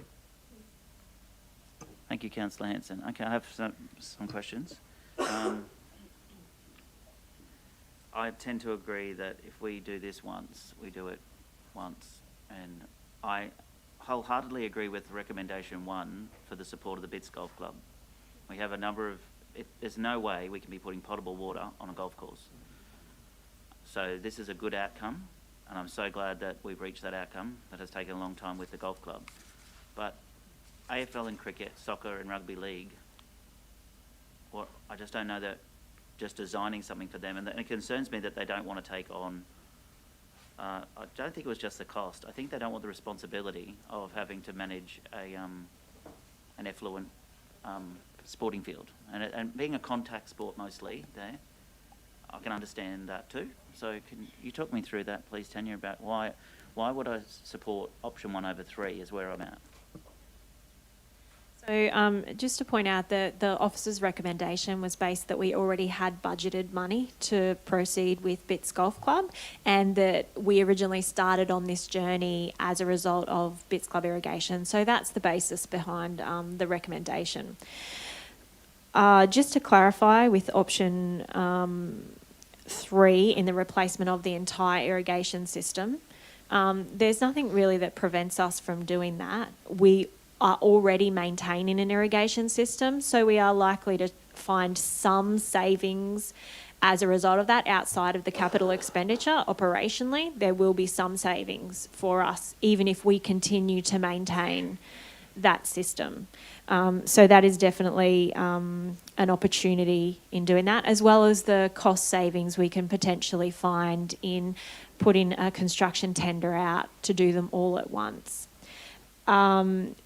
In regards to the club's comments on operating the irrigation system, a lot of it is centred around the fact that it's effluent and concerns of having mums and dads or grandparents or whoever's there volunteering for the club in having to work with that effluent system. At the moment, it is very ad hoc. It's difficult for us to pass it over to them as it is.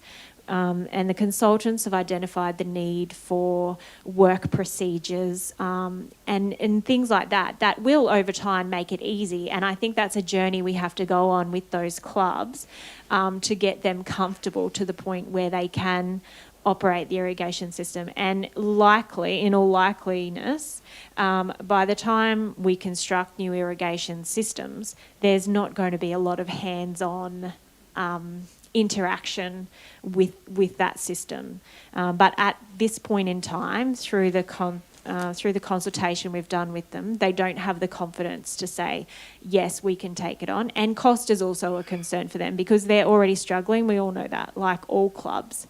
They're all struggling, and any increase in their operating costs is alarming for them because they're the ones who have to come up with that money. But we could, if council was in mind to go with option 3, we can address all those issues through the leasing, and it may be that council continues to operate it, but we would be in no worse a position than we are today. Sorry, I've still got a bunch of questions. Why, if we redesign and reinstall an irrigation system for rugby league, soccer, AFL and cricket, why would we not go potable rather than for those fields and just leave the treated effluent, let's be fair, it's sewage, treated effluent for the golf club? If all the problems it's caused over all the years, I get we've reached an agreement with the golf club and they're happy with that, and I'm very happy with that because we have a number of golf clubs in the region and none of them put potable water on anywhere, unless they may use it for their greens and their tees, but other than that, generally it's from a creek or from another system similar to Calliope. So, but our rugby league fields, our soccer fields, our cricket ovals, our AFL ovals use potable water. So if we're going to redesign a new system, we're going to get a better life out of it if we run potable water through that for our other sporting fields, or is the benefit to the Bits precinct, Dennis Park Bits precinct, to continue with this potable supply, a non-potable supply, I mean? I don't have the report in front of me from July last year, I'm sorry, but there was some network implications if we convert to potable.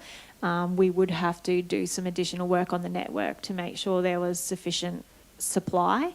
The life of the system, and the consultants have pointed this out in the report, will ultimately depend on the class of the effluent. We have a C-class effluent, which is quite low. If we were to increase the class of effluent, we would obviously get a longer life out of the system, but there's been no indication from the consultant that even with the quality of effluent, treated effluent that we have now, that if the system is properly maintained and managed, that we wouldn't get the full life out. And there are a number of golf clubs and other sporting clubs that actually operate on effluent. So, to summarise, if we do go with a potable water solution, we would have to have the additional capital cost to address the network issues. And then there's also the additional cost to council in terms of a concession, because potable water has a value. So we'd also incur that. And then the environmental aspects of, Lake Wonga's low, an additional draw on that supply is probably not desirable. I get that, and I understand that as well, but I also think if I'm, again, we're talking about level playing fields and equity, I'm comparing Valleys Football Club and Seagulls Football Club. I'm comparing Central Soccer Club and Bits Soccer Club, and I'm comparing Brothers Cricket Club and Bits Cricket Club and Mud Crabs and the Saints. Like, to me, I'm trying to get, if we're talking equity and fair, I just don't know that running this treated effluent on those fields is the best outcome at the end of the day. And if we're going to do this is, look, environmentally it's obviously a great outcome, but I have, from what I'm reading, is I have a bunch of volunteers that are not keen to take on a treated effluent system. So if we do replace it, are we going to have, is it possible we have two leases in place? One that says Bits Golf Club, thank you, you're going to look after it yourself, and then one for the others that says, well, we can look after yours. So I need to understand. Yeah. I'm happy to make a decision today. I'm not putting this off, but I just need to, before I put my hand up, and I can see from the council, there's confusion on which way they're going to go. Perhaps there's no reason why you can't resolve today to replace these irrigation systems, and we can continue to investigate the potable water. It's exactly the same irrigation system if we run potable through it for the majority of the system, or effluent. So it's potential that we could replace these irrigation systems now, and over time look at that option to switch to potable. I don't think that it's an exclusive situation. Isn't that in dot point number 2? In the resolution, proceed with the detailed design of the replacement irrigation system for the Bits sports field. Oh, I agree with where you're coming from, but at the end of the day, we're dealing to sorry, didn't mean to interrupt, but I thought that dot point number 2 appropriately says that that's where we're going to go. And I know the resolution, it's my resolution, does not progress with construction until sufficient funding can be obtained. I'm prepared to amend that so that until we get sufficient funding, I'm very mindful of what Councillor Trevor's indicated. We've not got, there's no Father Christmas out there for funding from state and federal governments, but there is, subject to whatever the priorities are, if you want to change that to budget, because this now becomes a budget deliberation. But we can save money by doing it all at the same time. You got your I mic might on. get it wrong too. I'm not supposed to talk anyway.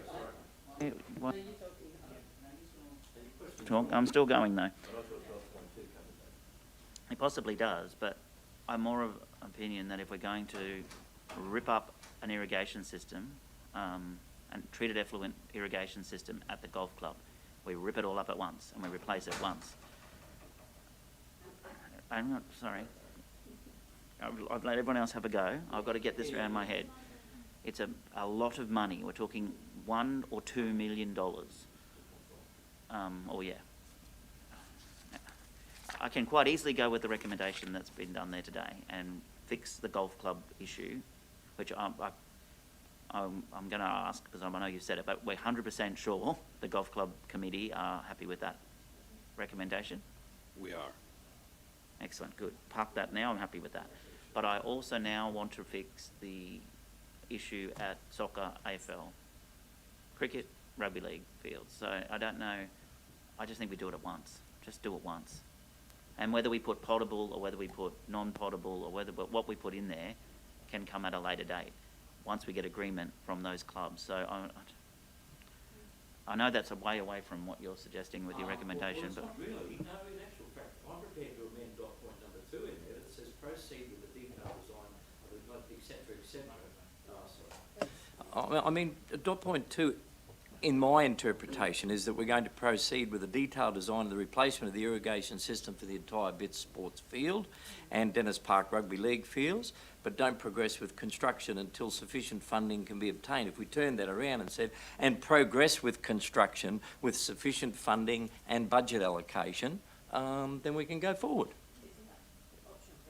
Well, it's not really, no, because option 3 appropriately is, my motion effectively is, let's deal with the Bits Golf Club matter that has been the bane of it, the aggravation from the previous decision we made back in 2020. And this will resolve it. We've arrived today, let's get it done. There we go, that's the recommendation on the screen. Okay, proceed with detailed design of the replacement irrigation with bit sport, tennis fields, rugby league, but does not progress with construction until sufficient funding can be obtained. I'm prepared to amend or change that, Mayor Matt. Yeah. So that it simply aligns, it says we can progress with construction Once. with sufficient funding or budget allocation.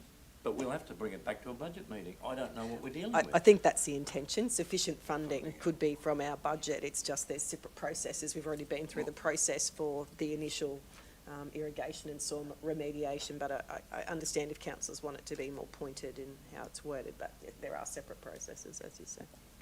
Could you explain to us the difference between 1 and 3, the option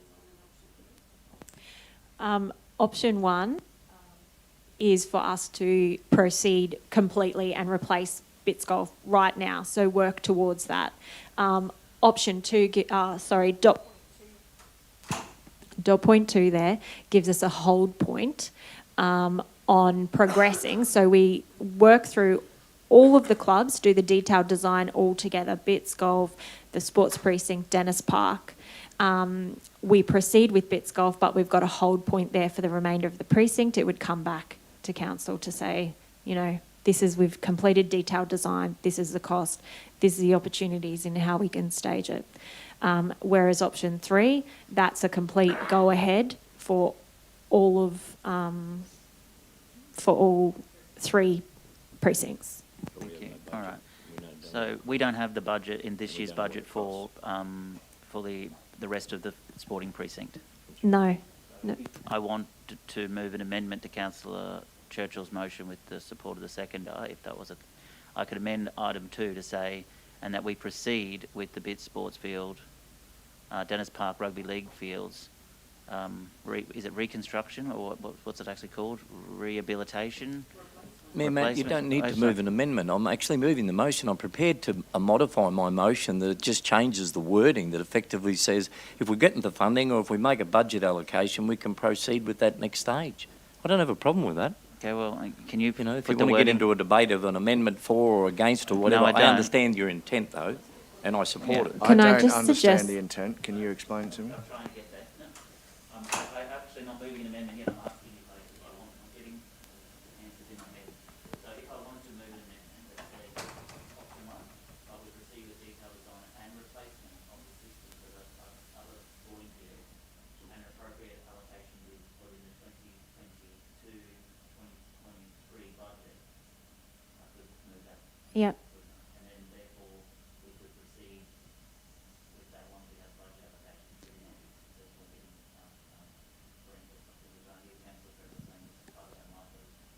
Oh, sorry, there's highly unlikely there's going to be grants coming from other levels of government at the moment. Yeah, it may be for consistency that you just use the words proceed with the detailed design and construction. But that we don't have a budget. As long as it doesn't hold up the golf course, that's all my biggest concern is. Sorry, Mark.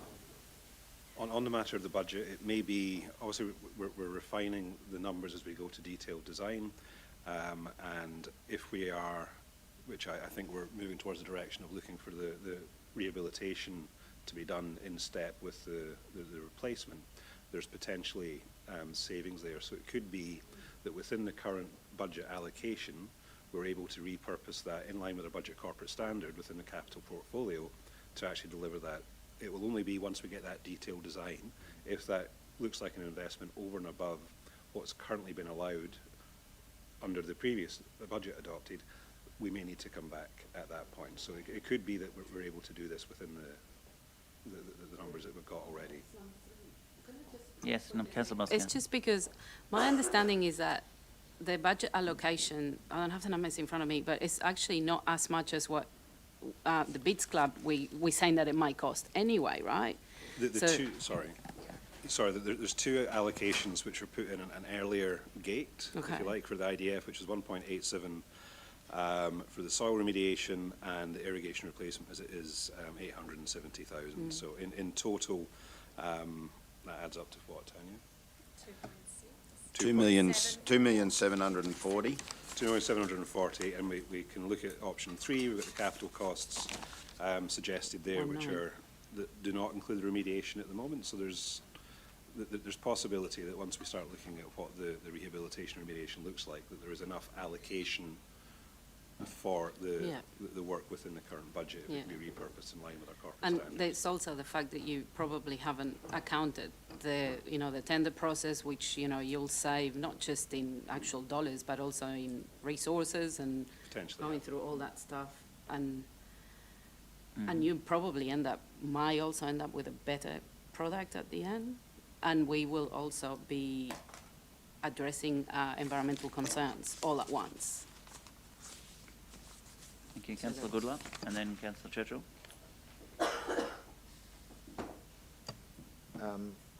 So I'm a little bit confused. The current motion as it stands means we do the whole thing at once, or is it still two separate?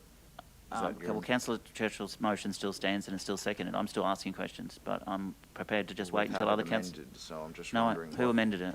Sorry, I've just No, I have a second. I haven't moved a motion or an amendment. I'm asking if I do. I'm not convinced that this is an option 3, but I'm happy. Okay. Okay. Right, so we're still talking about the initial... Yes, we're still talking Councillor Churchill's motion. So. Right. So can I just confirm we have other fields that are managed and operated by clubs on effluent systems? No. No.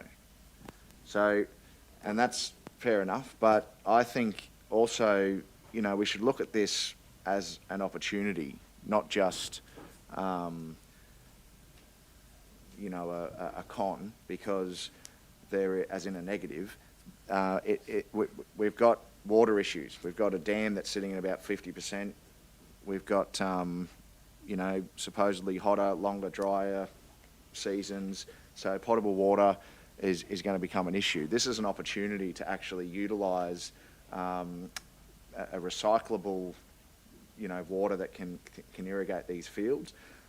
Just like with the potable water on other fields, where we have incentives and chip in for the cost because we want to support those clubs. Under this arrangement, council will have some sort of support and that we will offer these clubs. And that might be around training and making sure we've got all those work procedures and making sure absolutely safety is the #1 priority. We're not going to put any volunteer of any club or sporting organisation in a position where they're not safe. But these are the things that I think we still have to work through, and that's part of the reason why I'm still leaning towards option 1. I think the intent, certainly from myself and I think from everyone here, is that we want to see this whole precinct done. I don't really see the need to include it in the resolution because I thought the initial resolution, until sufficient funding can be obtained, that says to me whether it's budget, whether we apply for grants, we may or may not get grants, but I don't think any council is going to sit around here and say, nah, we're not going to do it. I'm comfortable with that. Others may not be. I'm happy if you want to make amendments, though, to consider them. But I just think that we've got more work to do with the other clubs and more negotiating, and we don't want to push them into a position where, that they have to make decisions hastily either. We want to be able to take the time to negotiate that and work through it with the clubs collaboratively so that we can get the best outcome. So I think there's just more work to do. I always get nervous when we jump to make decisions hastily, which to me that's what that would be a little bit, but I'm happy to come on the journey if that's what you want to do. I like to see all the reports, all the facts, all the data in front of us before we make these decisions on those investments.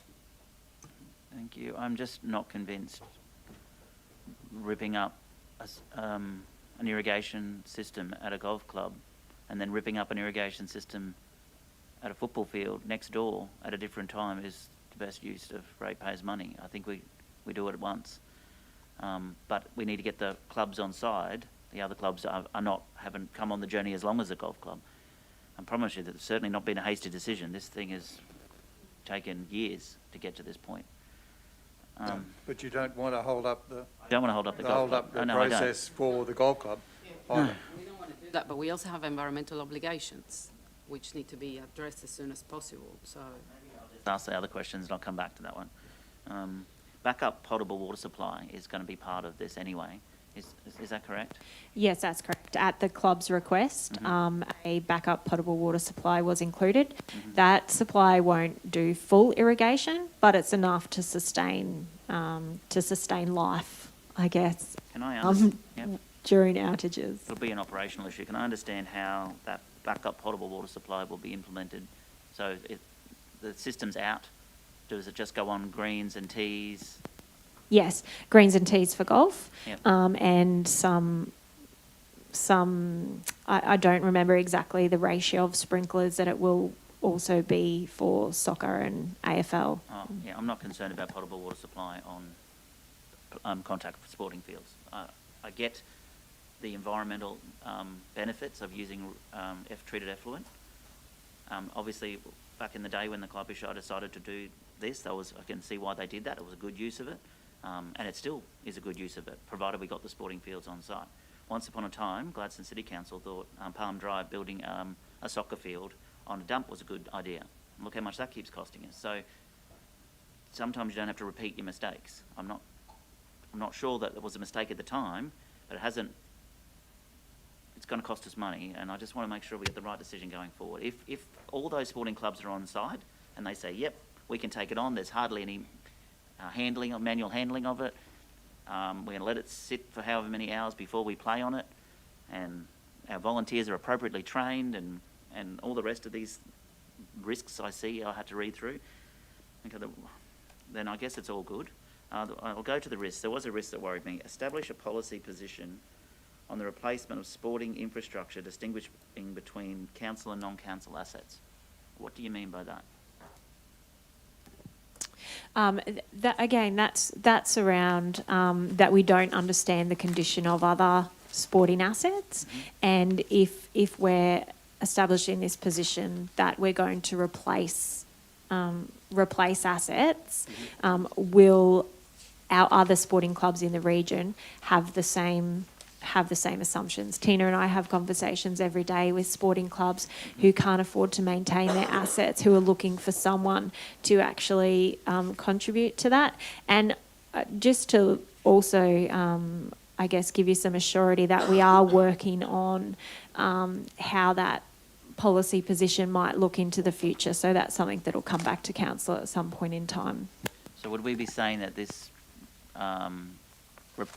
irrigation system at this precinct would be separate because it would be owned or operated by the sporting clubs, therefore it's not a council asset, as opposed to the ones that may be at other sporting fields? Well, I guess here, this irrigation system is a council asset. We know it was constructed with council funding. Yep.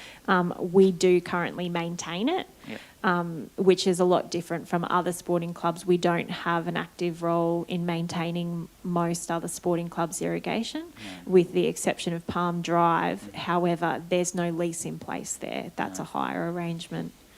So under the new lease, they are responsible for this irrigation system, albeit a substandard one compared to what other sporting fields have, but they do get access to the water for free, and they're not restricted to the kilolitres that other clubs have. So is it unlimited water? What's the water issue? In terms of the effluent, it's not unlimited because in some ways these clubs are more restricted than other clubs because we can only, we have to operate within the limits of our environmental authority, which means that there's limits on when you can actually disperse the effluent. And we're also limited to the supply we can give them as well. So we don't have unlimited supply. And that's been an important input into the concept design, making sure that we actually have a system that can manage the level of supply, that can give each of the clubs the right disbursement that they need to keep their fields in premium condition. Yeah, almost convinced me. Yeah, I think that's it. Further questions, councillors?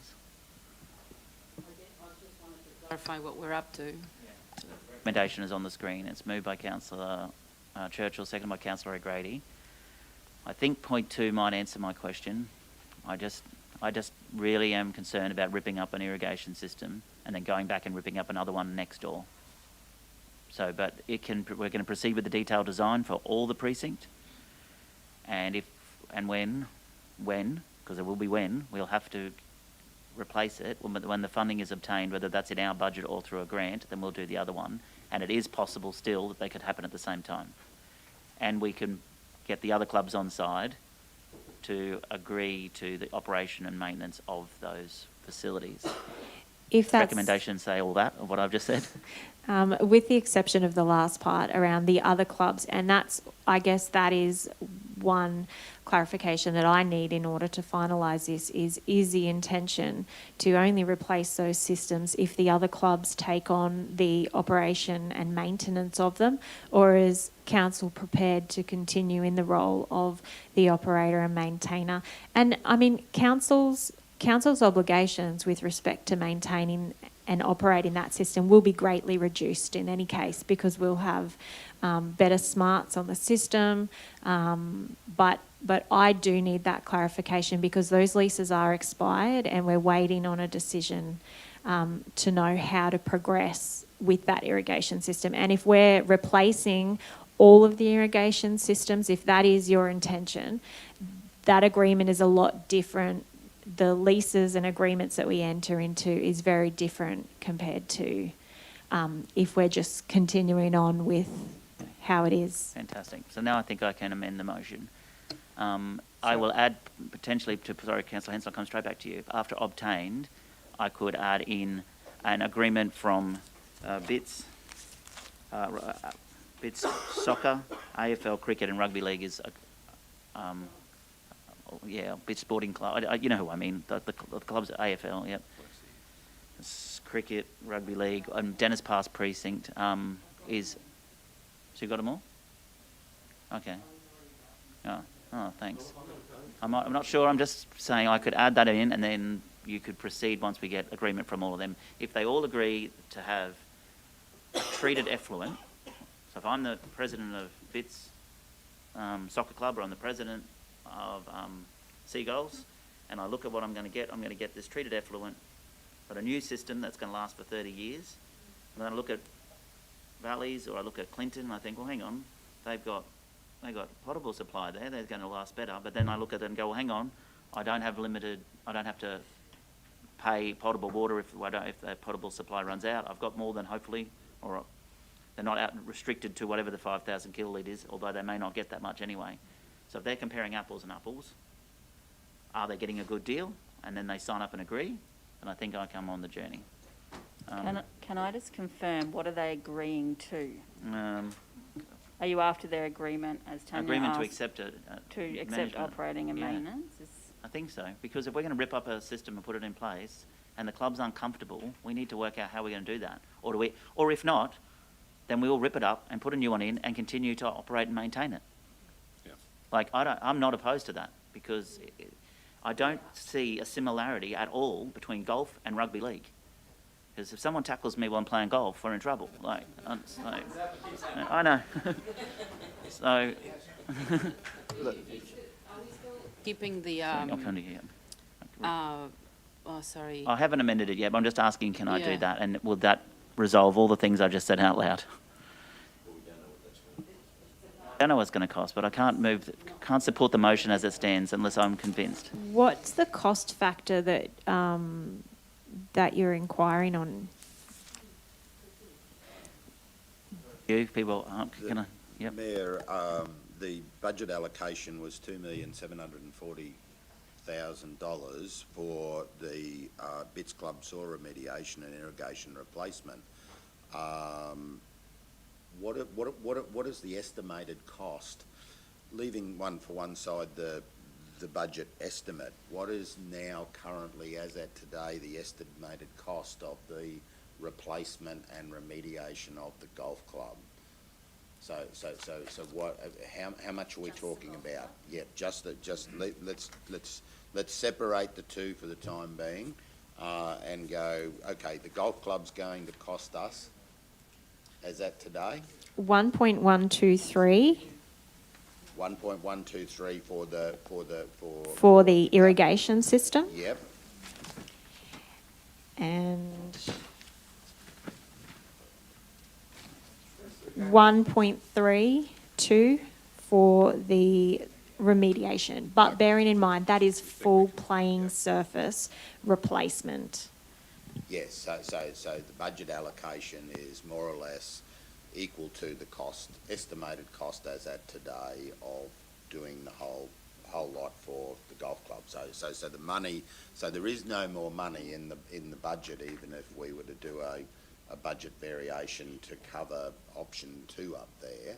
Sorry, number 2, because at the moment, if we're gonna chew up all the allocated budget item of 2,740,000 on the golf club, then item 2, Mayor, is a worry for me because we don't have an estimated cost in relation to and the remaining systems on the other complexes. And as I was adverting to earlier this morning, I would have preferred that we had all that information in front of us so we were able to make a wholesome determination in relation to all of the matters appearing before us today. But presently I don't think we can, notwithstanding some might want to go with option 2, simply because, getting back to my argument this morning, how long is the piece of string?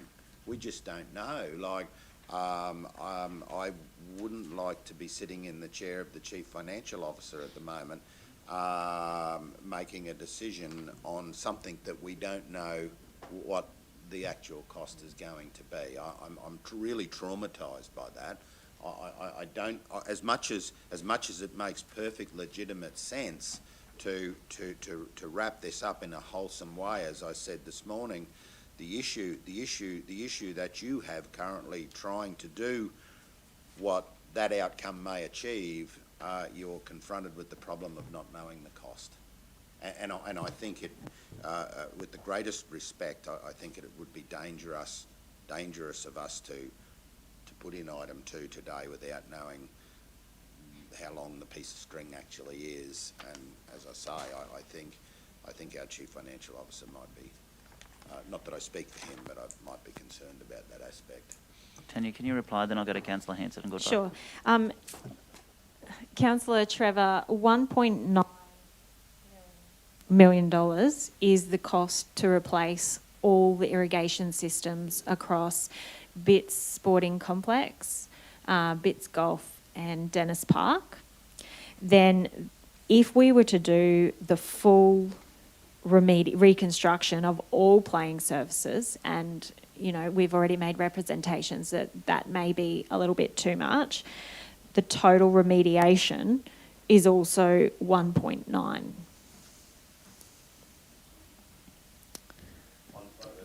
Is that on top of Bits Golf?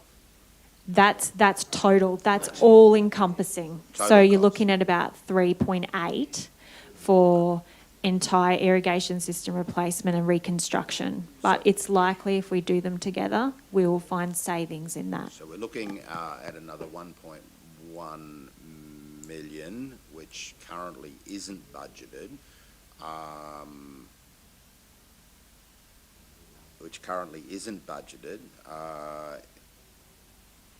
And sorry, I've lost my train of thought. It's gone. It'll come back to me. Sorry, Mayor. Right. Councillor Hanson, then Councillor Goodluck. Yeah, that was my question. In option 3, it's without doing the replacement of the fields, just doing the. You said, I think I heard you say that we had that all covered in budget, in the budget allocation we already have. I heard you say that before.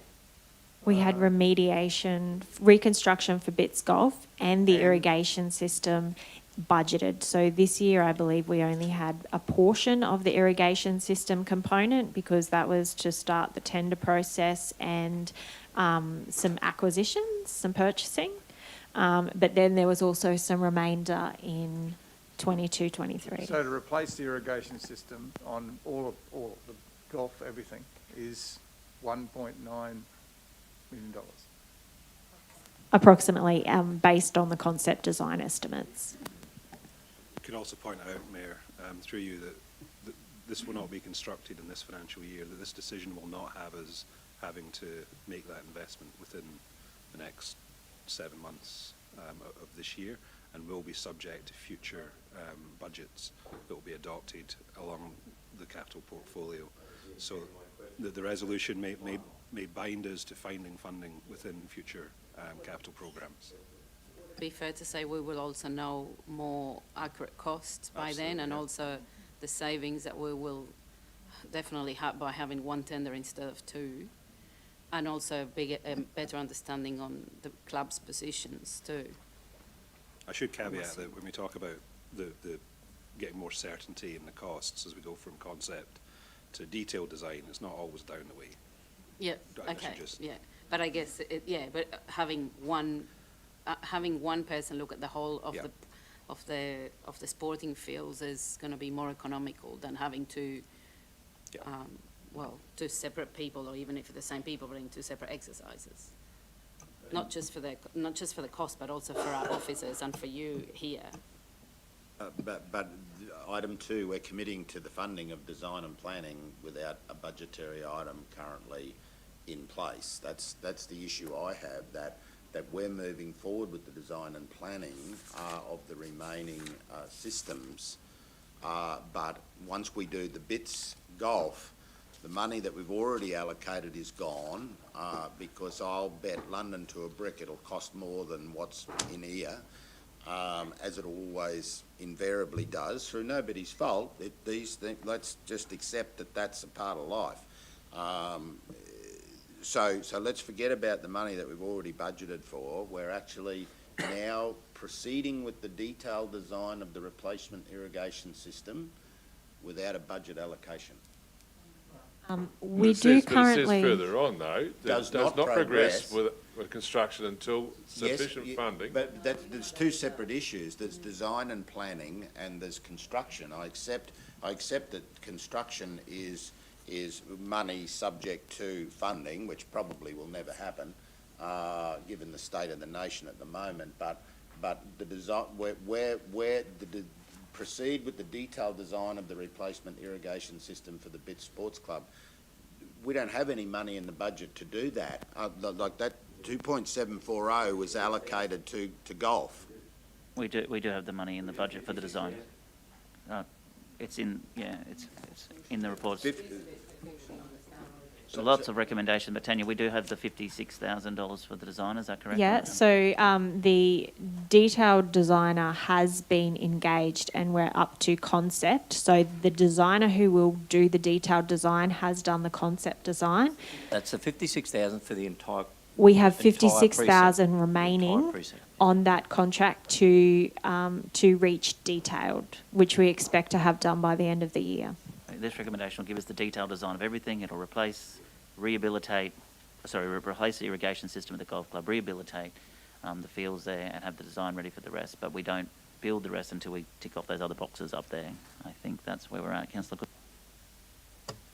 Cook. Just with, I understand, your points you're making, Mr. Mayor, about other clubs having potable water fields.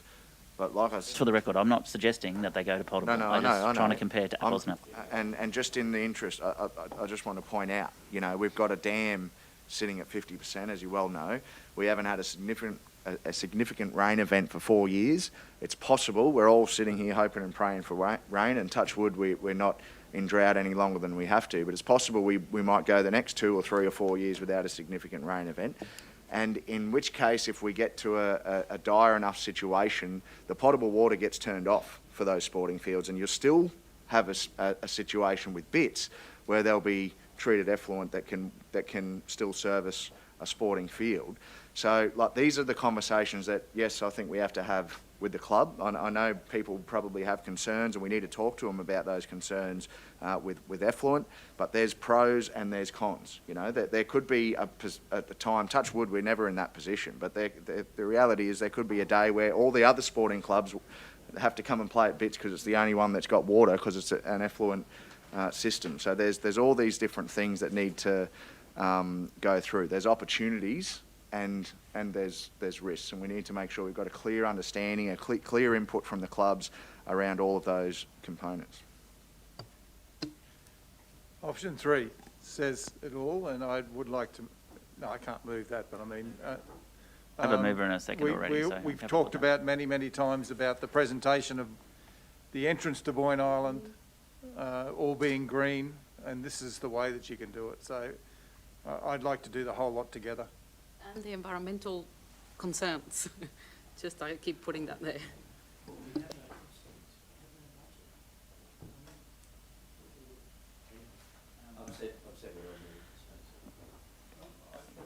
Getting back to the point that if we go through to option 3, we just don't have the money to do it. We've spent our money on the golf club, okay, and I think everyone's happy with that, including myself.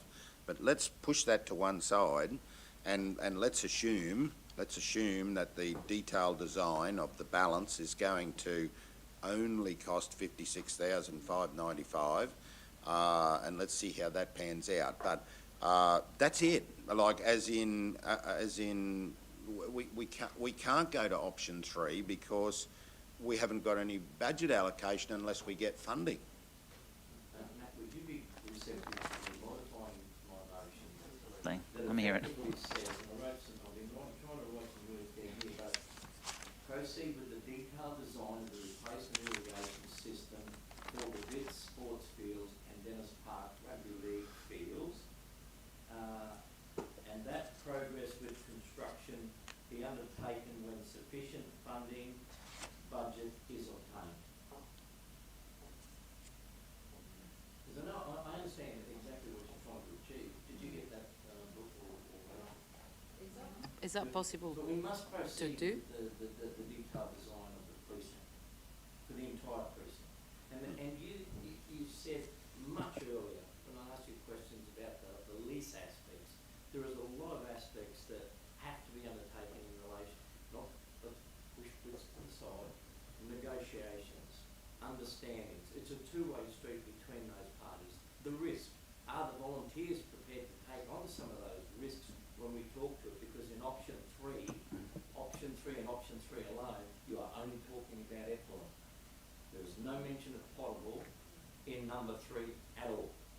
So let's put that in perspective at this stage. But I'm prepared to, for my motion, that progress with construction be undertaken when sufficient funding and budget is obtained. Would you be happy to add? There's a Okay. federal election looming. Well, don't bring that up. I'm not anywhere near that, but you just never know what you don't know until you know what Yeah. you do know. You start bringing that up, and I'll be out of the room. I understand that. I'm not wanting to put you in a position, but I believe that these groups are also being extremely proactive. So if the fairy godmother, or if there is a commitment that comes from the Australian government or the candidates or state election or whatever, or we even sit down and consider a budget, as Councillor Trevor rightfully said there, we're dealing with a dollar value that we've got no budget allocation for. If it means another budget review, or if it means coming to a budget meeting, the one thing is that we're actually going to get the Vitz Golf Club matter resolved. Can we make it more conclusive in that sentence? If it was made more conclusive that we will fund, not if funding is available. No, I didn't say if. I said when sufficient No, budget that's is obtained. When we Okay. get it. When we get the budget or we get the funding, we can do it. No. We're going to do it. One at a time. I would like to say we're going to do it. Not when funding is available. We're going to do it and find funding from the next budget. From the next budget.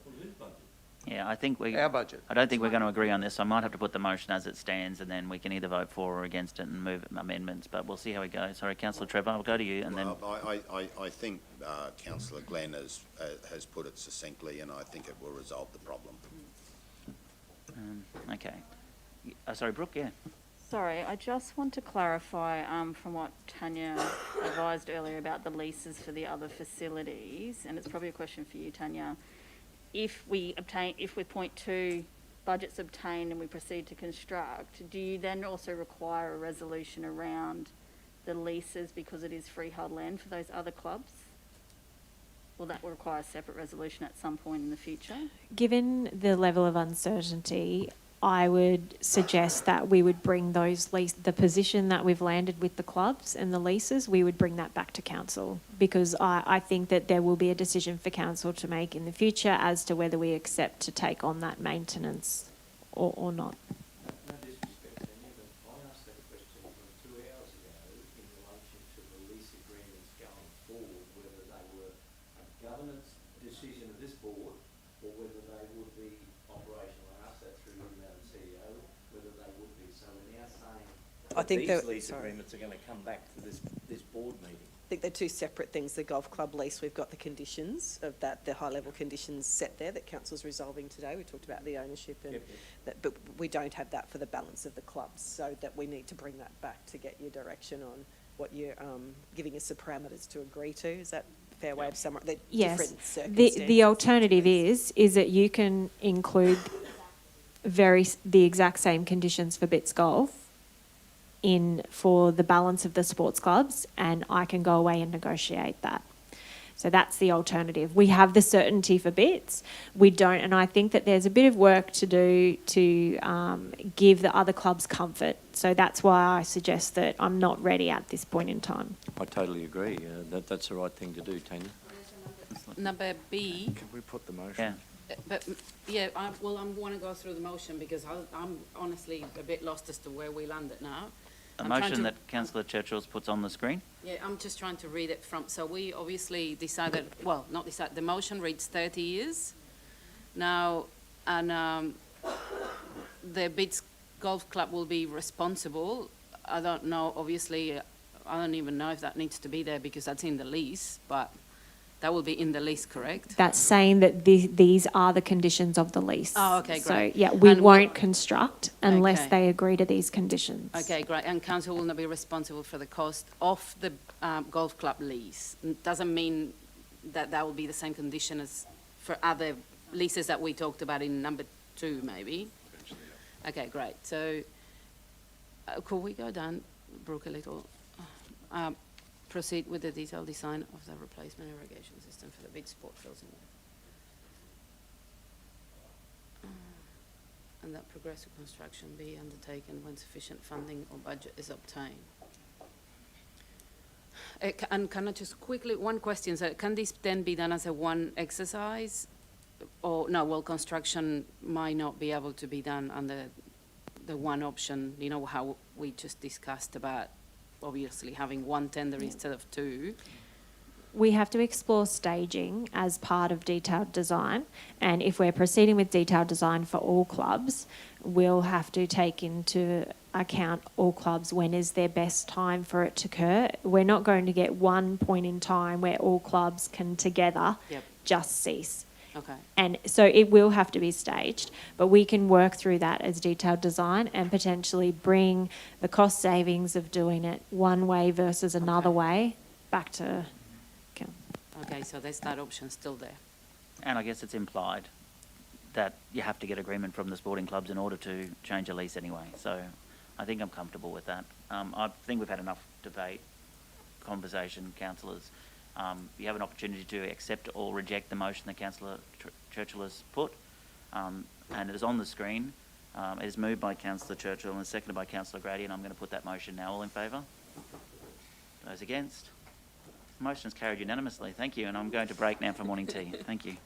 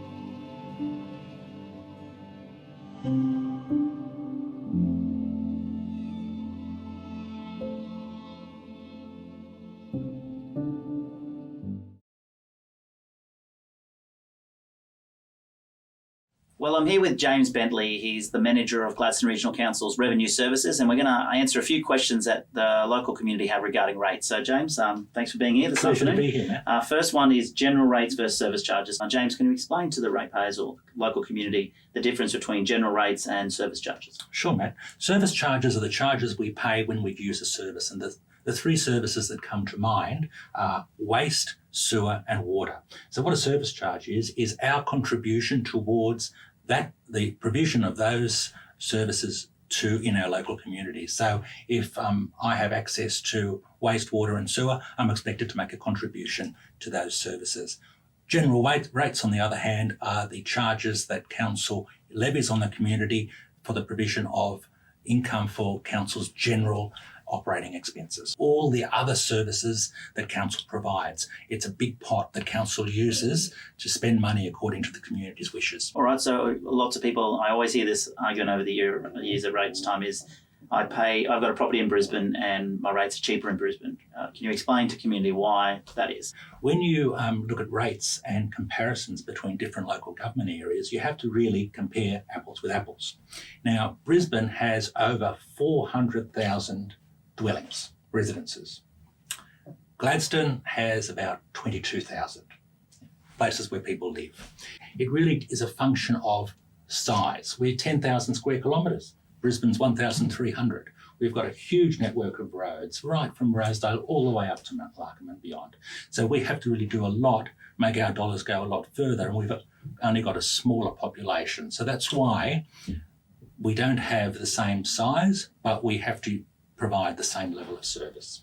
Can you talk about how people can get a discount and how many days they have to get the discount, and also a bit about how they can get a concession? Yes. Well, this should come from New South Wales, where hardly anyone gets a discount. So it's great to be up here when actually see a local government that's providing a discount. So what you do is, provided you pay your rates in full by the discount due date, which is normally 60 days after the notice is issued. So we will issue our notice in the middle of August. So by the middle of October, if you pay those rates in full, you'll get a 10% discount on the whole thing, except the emergency management levy, which is a Queensland government charge, and your water consumption. So all the service charges we spoke of, the rates charge, 10% discount, provided you pay by middle of October, 60 days afterwards. Okay, one question which I sort of touched on before was concessions. What concessions are available? The good news is that council provides substantial concessions to pensioners, and we encourage pensioners to contact us to make sure and inquire about their eligibility. In terms of the pensioner concession, there are three requirements, and they're all pretty straightforward, really. You have to own the place, you have to live there as your principal residence, and you have to have a pensioner concession card issued by Centrelink, or a gold card issued by DVA, Department of Veterans Affairs. So provided those three criteria are met, you're entitled to a pensioner concession, which is funded by council and also funded by the Queensland Government as well. So in the financial year just ended, the average concession amounted to approximately $500 in the year just ended. So it's certainly worthwhile, if you have any questions about entitlement, to give us a call and we can help you make an application. Okay, final question. If someone's having a hard time paying their rates, what can we do to help them? Call us first and we'll help you. We'll help discuss a payment plan, so you'll be able to avoid any interest payments. We'll be able to help you with any hardship relief if you're facing genuinely difficult circumstances, perhaps even get you in touch with a financial counsellor for free to help you through your situation. So what we can do going forward, if you plan, is you can make provision to pay a certain amount every week or every fortnight or every month, so that you might not be able to get the discount, but at least you'll be able to pay your rates in full by the end of the year. So please, it's very hard sometimes when you're in trouble, but just give us a call and we'll do all we can to help you. So thank you. Thanks, James. Thanks very much, Matt.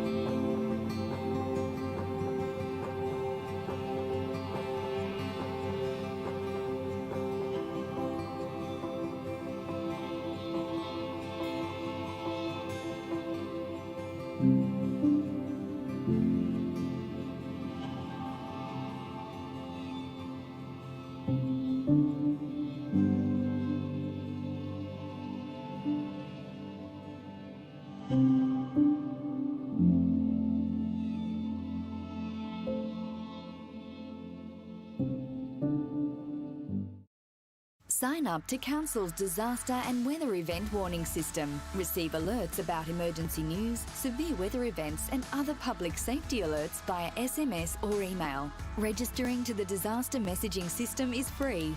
To register, visit Gladstone Regional Council's Region Watch website and click on the Register for Warnings button. Get ready, Gladstone. Take the steps to protect what's most important to you. Let's be better prepared and protected for emergencies and disasters.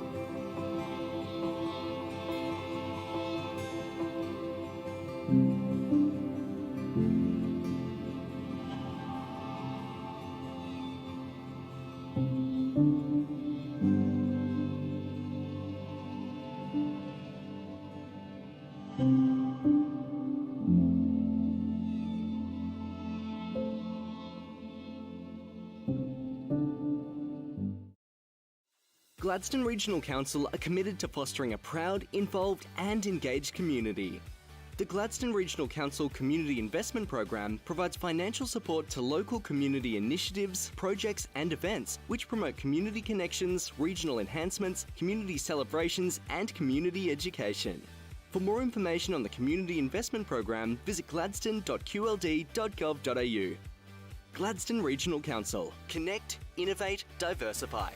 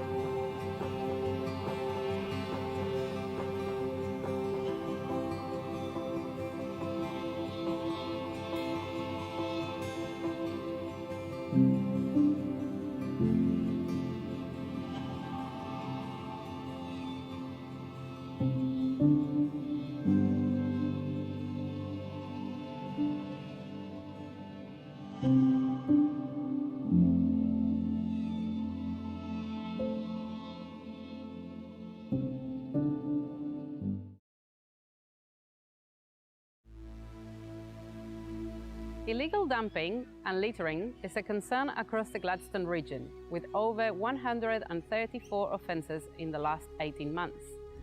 Our region is beautiful, but there are a few bad apples that ruin it for the rest of us, and they need to clean up their act. Commonly found items at illegal dumping sites across the region include car bodies and batteries, mattresses, tyres, white goods and furniture, and green waste. These items can be disposed of at any of the region's waste transfer stations, some of them even for free. Illegal dumping and littering pollutes our environment, harms plants and animals, and detracts from the enjoyment of our public spaces. It can lead to stormwater and ocean pollution, with large amounts of plastic, sugar sachets, and cigarette butts caught in stormwater traps and grates. It's cheaper for everyone to dispose of waste correctly. Illegal dumping and littering costs our ratepayers thousands of dollars each year in waste management and clean-up. It's also costly for our dumper, with penalties of up to $10,000. We can all work together to keep our region beautiful and dispose of waste responsibly by placing rubbish in the bins, or even holding onto the rubbish until you're near a suitable bin, and using our local waste facilities. Don't be part of the problem of pollution. We want you to be a part of the solution. From towns to the bush, illegal dumping and littering is everybody's responsibility. Protect our public spaces and natural environment by doing the right thing for today and tomorrow. If you see illegal dumping, dob in a dumper. See it, report it, stop it.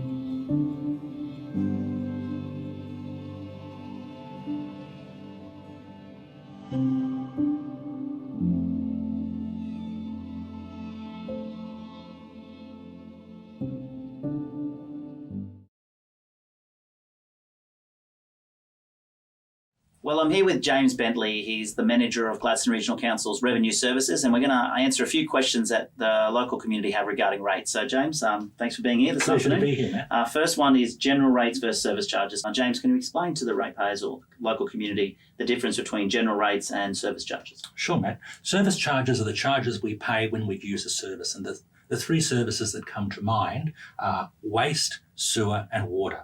So what a service charge is our contribution towards the provision of those services in our local community. So if I have access to wastewater and sewer, I'm expected to make a contribution to those services. General rates, on the other hand, are the charges that council levies on the community for the provision of income for council's general operating expenses. All the other services that council provides. It's a big pot that council uses to spend money according to the community's wishes. All right, so lots of people, I always hear this argument over the years at rates time is... Well, thank you, councillors, and thank you, officers. We'll move back now to the agenda, and the next item on the agenda is G3.2, which is a request to renew lease at 111 Murphy Road, Captain Creek, for the Captain Creek Community Sports and Recreation Association. I'll hand back over to the General Manager of Strategic Asset Performance, Mark Francis. Thank you, Mark. Thank you, Mayor. Councillors, this report is asking you to consider leasing land located at 111 Murphy Road. It's currently leased to Captain Creek Community Sports and Recreation Association, who have been holding over since the expiration of their lease, and they've expressed an interest in entering into another lease with council. Happy to take any questions. Thank you. Questions to General Manager or to Tanya, please? Councillor Hanson. I've got no questions. I would be happy to move. Fantastic. I have a mover for the officer's recommendation, a second to Councillor Cameron. Before I put the motion, is there any questions? Okay, no questions. All in favour? The motion is carried. That one was a lot easier than the last one. Thank you, Captain Creek. Thank you, Tanya. The next item on the agenda is G3.3, which is our contestable energy large sites, and I'll hand over to the General Manager of Operations, John Tumbers. Thank you, John.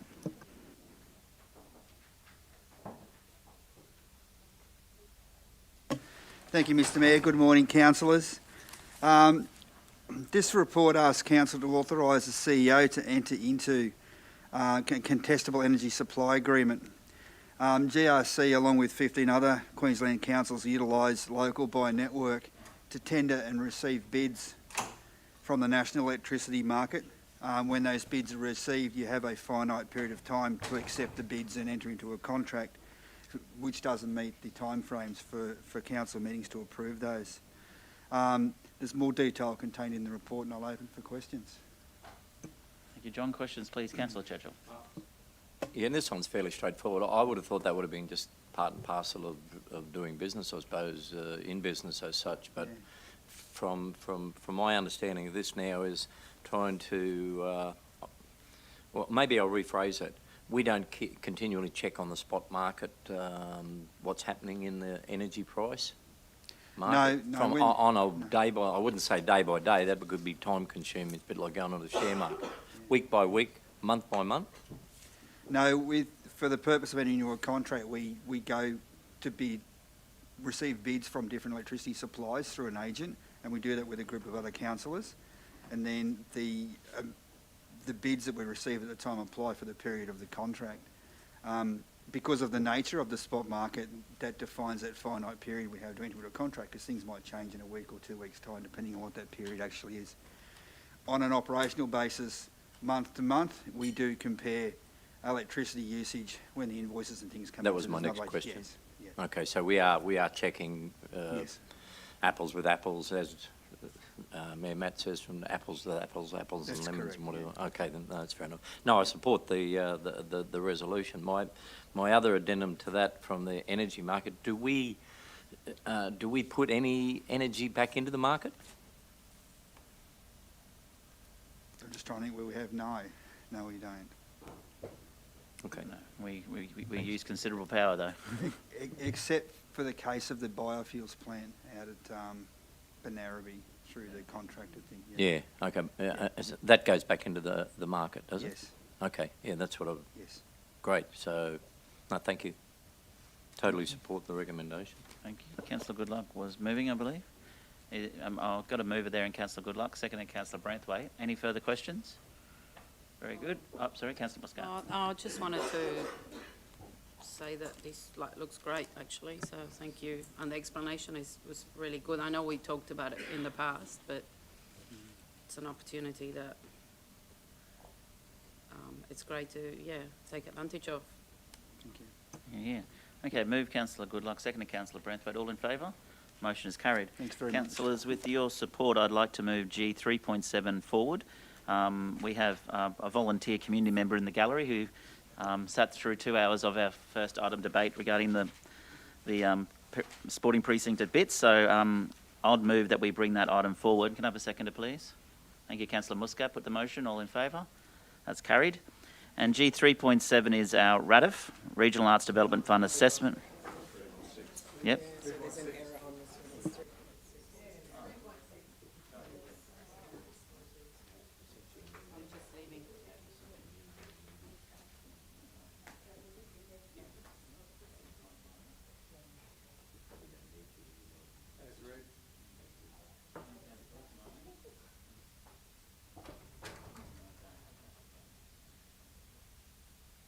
Thank you. So this is G 3.6, not G 3.7, which is our Regional Arts Development Fund Assessment Round 2, 2020-2021 and AGM. And we've got General Manager of Community Development and Events, Kylie Lee, our Cultural Project Specialist, Di Paddock, and our wonderful volunteer, Wendy Baker from the RADF Committee. And I'll hand over to you, Kylie. Sorry, Wendy, I know it was Barker. It says Baker in front of me. I'm reading it wrong. Sorry. I should have just looked at you and said your name rather than read it off a bit of paper.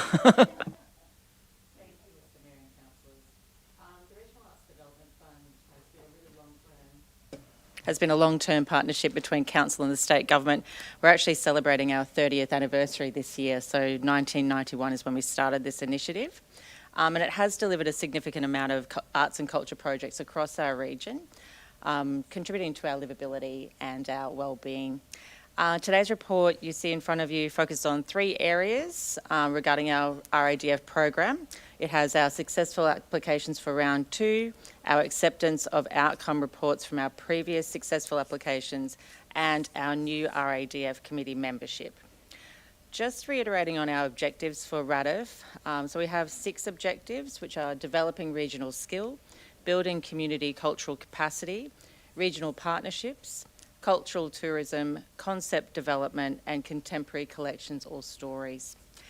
Today, as the Mayor said, I have the pleasure of co-presenting with Council's Cultural Projects Officer, Di Paddock, and RADF Liaison Officer. She plays 2 roles for us, thankfully, and our RADF committee member and recipient of many RADF funding rounds, and a passionate advocate of the arts, Wendy Barker. Thank you, Wendy.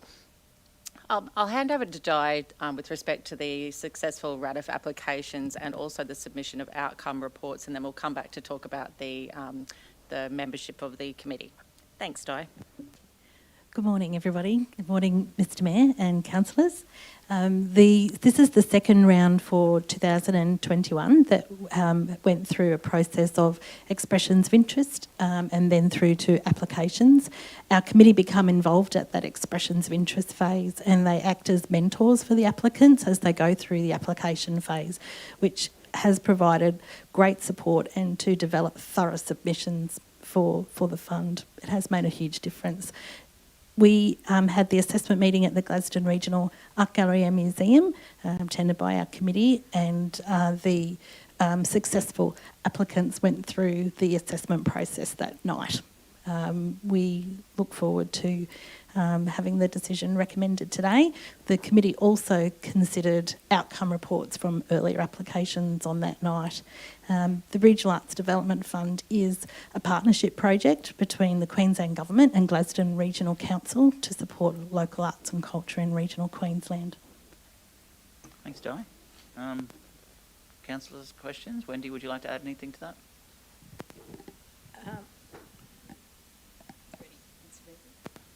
Is it on?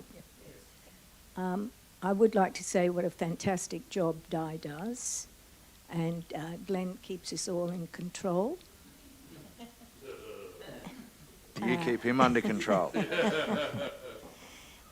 But also I've witnessed today this diligent effort in making decisions, and the committee we have are dynamic and they are very thorough and diligent in their efforts, yeah. Thank you. Wendy, councillors' questions, please.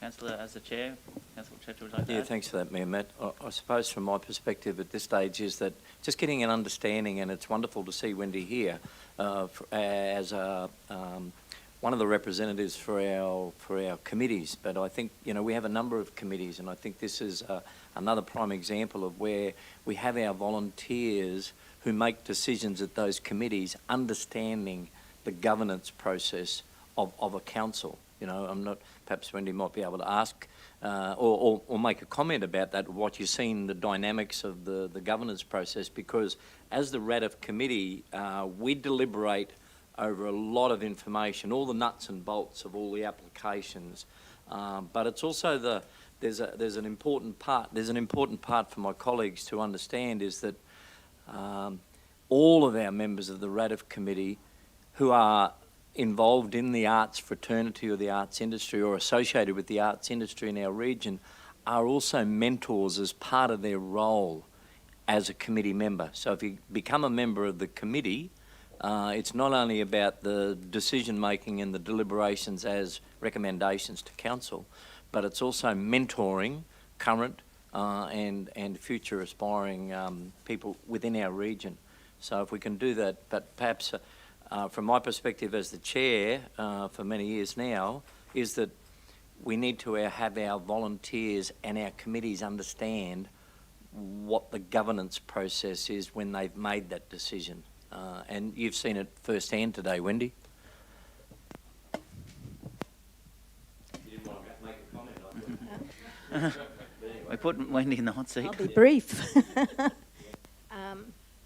The mentoring program that has been introduced, in the past couple of years, has been enormously successful and has assisted in getting more applicants at the ready. And, you know, there's still a lot more to tap into. And so you know, I've been personally involved in a few years now, and you know, we get into how to do the budgets and the criteria, and again, the committee is pretty determined to stick to the roots of what we're after here. I think inevitably there are areas that can be tapped into still, and but I won't go into that today. Maybe put it on the agenda. Thanks. And we don't always agree, and we don't always agree. We're not meant to. But at the end of the day, what we see here on our agenda item today has been at least part of the democratic process. So, and I've not at this stage had to use my casting vote, but been close a few times. So, and you've seen that dynamics here today. And I think a number of our other volunteers that are on other committees perhaps could learn the value of good governance. Okay, thank you, Councillor Churchill. Any further questions, councillors? I know Wendy's name is spelled correctly in the minutes, so thank you, Wendy. Not on my piece of paper, but I think there's some good recommendations in there, councillors, not just obviously for the committee, a whole bunch of well-rounded volunteers right across the region. It's fantastic. But some of those projects are going to be fantastic. I didn't know about the Festival of Small Halls for Captain Creek, so that's great to see that happening in our region. No, I know it's happened just across the border in the North Burnett, but it's good to see it happening here in our region as well.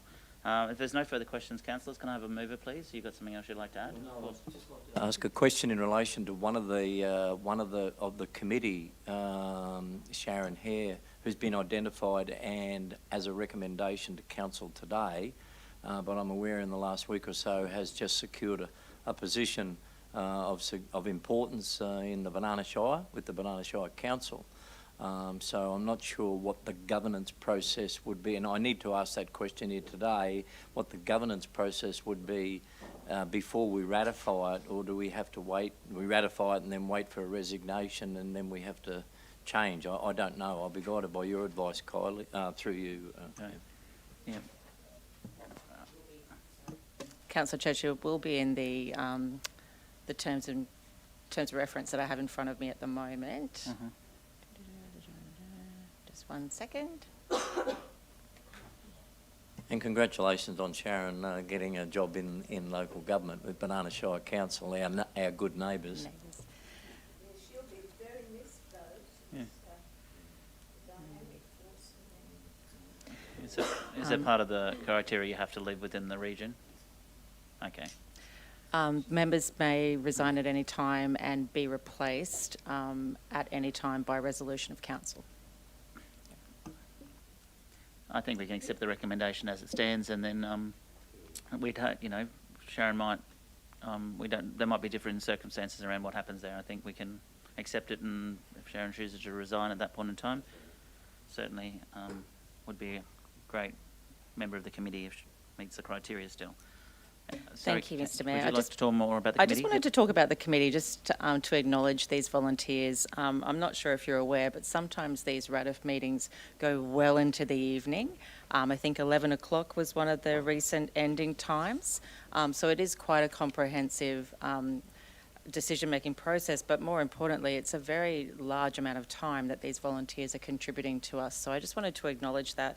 The Mayor touched on it before. We're very lucky to have our membership this year across our entire region, which is fantastic. So if you just allow me to read out our new committee. So we have Belinda Waugh, so Bindi Waugh, Lorna McGrath, Wendy Barker, Sharon Hare, Jack Viljoen, Wesley Pitt, Wes Walker, Melissa Peacock and Mark McLaughlin. So we do have a great representation, and also our returning chair, Councillor Churchill, and our secretariat, which will be Di again. Thank you, Di.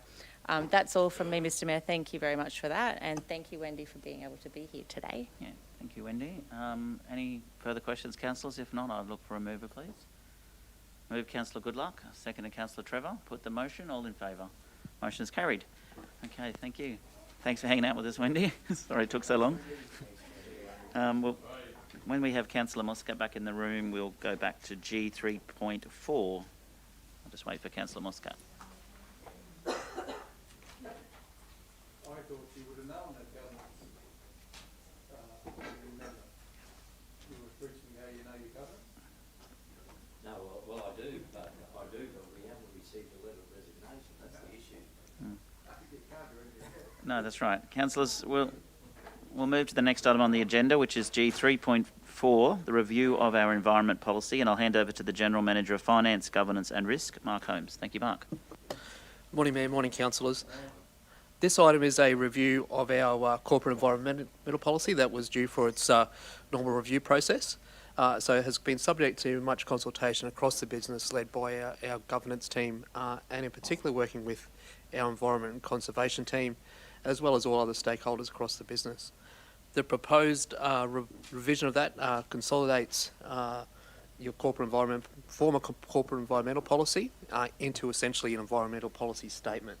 And that's consistent with the treatment that we've progressed with a number of other policies across the business in terms of simplifying that strategy into a one-page document, and that's attached to your resolution today. So happy to take any questions, as is our Manager of Governance, Brooke, who's led this review. Thank you, Mark. Councillors, questions, please? He doesn't get off that easy. Thank you, Councillor Muscat. Question?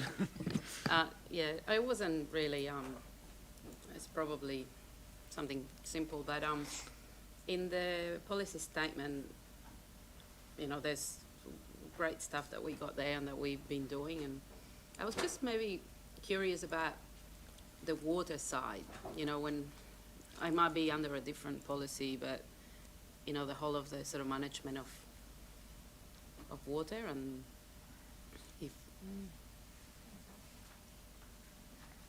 Sorry, I'm happy to take that one, Councillor Muscat. Yes. As we've streamlined this document into a one-page commitment statement, we haven't called out specific areas necessarily of the environment. So you'll notice there are a few of the commitment statements around managing council's climate change risk, advocating, educating for protection of conservation, environmental values. That includes water in it. Yeah, okay. But we have intentionally not been very specific to certain environmental elements because it is all encompassing. We've tried to make it into that commitment statement. Yeah. No, I see, because I know, I can't find it at the moment, but there's a line here about waste, invest in waste reduction to promote sustainable waste management and resource recovery practices. I get that you can't put everything, and it's probably, included in the implied, but that was just something that, stood out for me, that maybe we just didn't talk about, not necessarily the treatment of water, but the education around water usage, the risks that we have coming, well, for a while now. We were talking about just that before with the low levels of water in our dams, but yeah, I'm happy if, I know we're doing things around that, it's just that I felt that it was a bit absent from there. Okay. Thank you, Councillor Hanson. You're happy to move that? Move Councillor Hanson, seconded by Councillor O'Grady. No further questions? Put the motion. All in favour? That's carried. Thank you, councillors. Thank you, Mark. We'll move to the next item on the agenda, which is G3.5, First Nations People Cultural Protocol for Events Policy, and I'll hand back to you, Mark.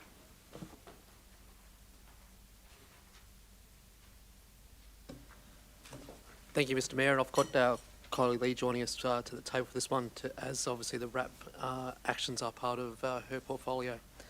So, as part of our existing Aboriginal and Torres Strait Islander cultural protocol events policy, we're looking at reviewing that and repealing it with one of the actions that is coming from our existing RAP that you've recently adopted.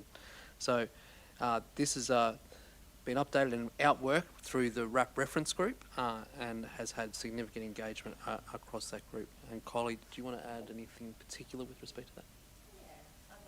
Thanks, Mark.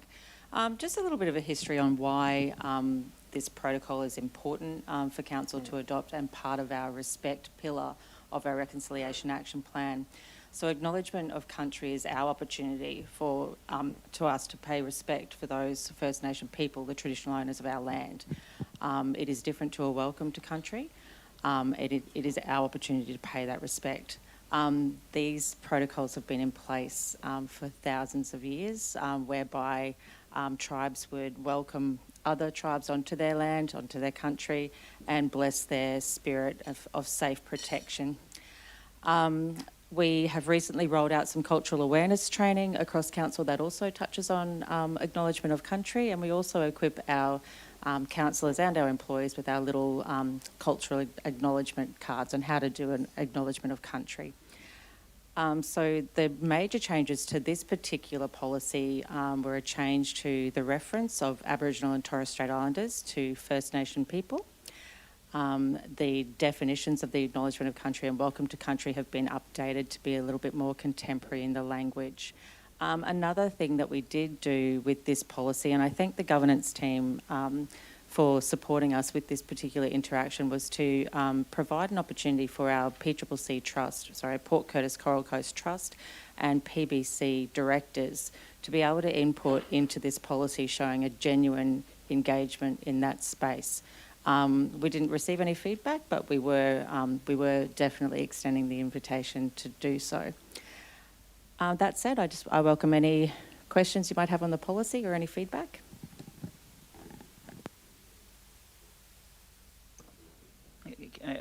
Only question around the Coming of the Light Festival on the 1st of July for Torres Strait Islander peoples. Was that recommended by the RAP committee to include? Yeah. Was it very, it's a religious Coming of the Light Festival on 1st of July. So it's a Torres Strait Islander festival, I guess, celebrating since Christianity was brought into the This was provided by our RAP reference group? Sorry, our Reconciliation Action Plan officer for Council. Yeah, I did know that there was, I think we probably were unsuccessful in something in an application that we put in, but that doesn't mean we won't continue. Excellent. Oh, we put an application in and we we weren't successful. Maybe we will be next time in the future. Or there could have been other Yeah. avenues that that Gay was looking at trying to get some funding to do that. Yeah. Sorry, these are the important dates that are recognised on our calendar for Aboriginal and Torres Strait Islanders. Excellent. And that one was provided by our RAP officer. Fantastic. Can I go to the next one then? Last one on me. I just want to know, so Indigenous Literacy Day, is that more about understanding like Gurang language, that sort of thing? Is that, yep? I believe so, yes. And I know that Gay is working on a project with our regional libraries to include more Aboriginal and Torres Strait Islander literature and Dreamtime stories through that. So that'll be an opportunity to embed some of that work that she's doing as well. Yeah. Thank you. I'd like to move that item from the chair. Thanks. Can I have a seconder, please? Thank you, Councillor Churchill.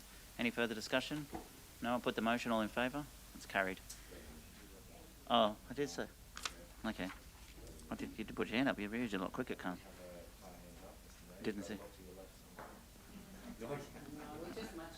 Yeah, that's right. Thank you. Okay, thank you, councillors. We've already dealt with item 3.6. So our next item on the agenda is deputations. We have no deputations. Councillor reports. Councillor Branthwaite, your Councillor Hanson might like to talk about the Waste Forum. We both can. Yeah, we both can.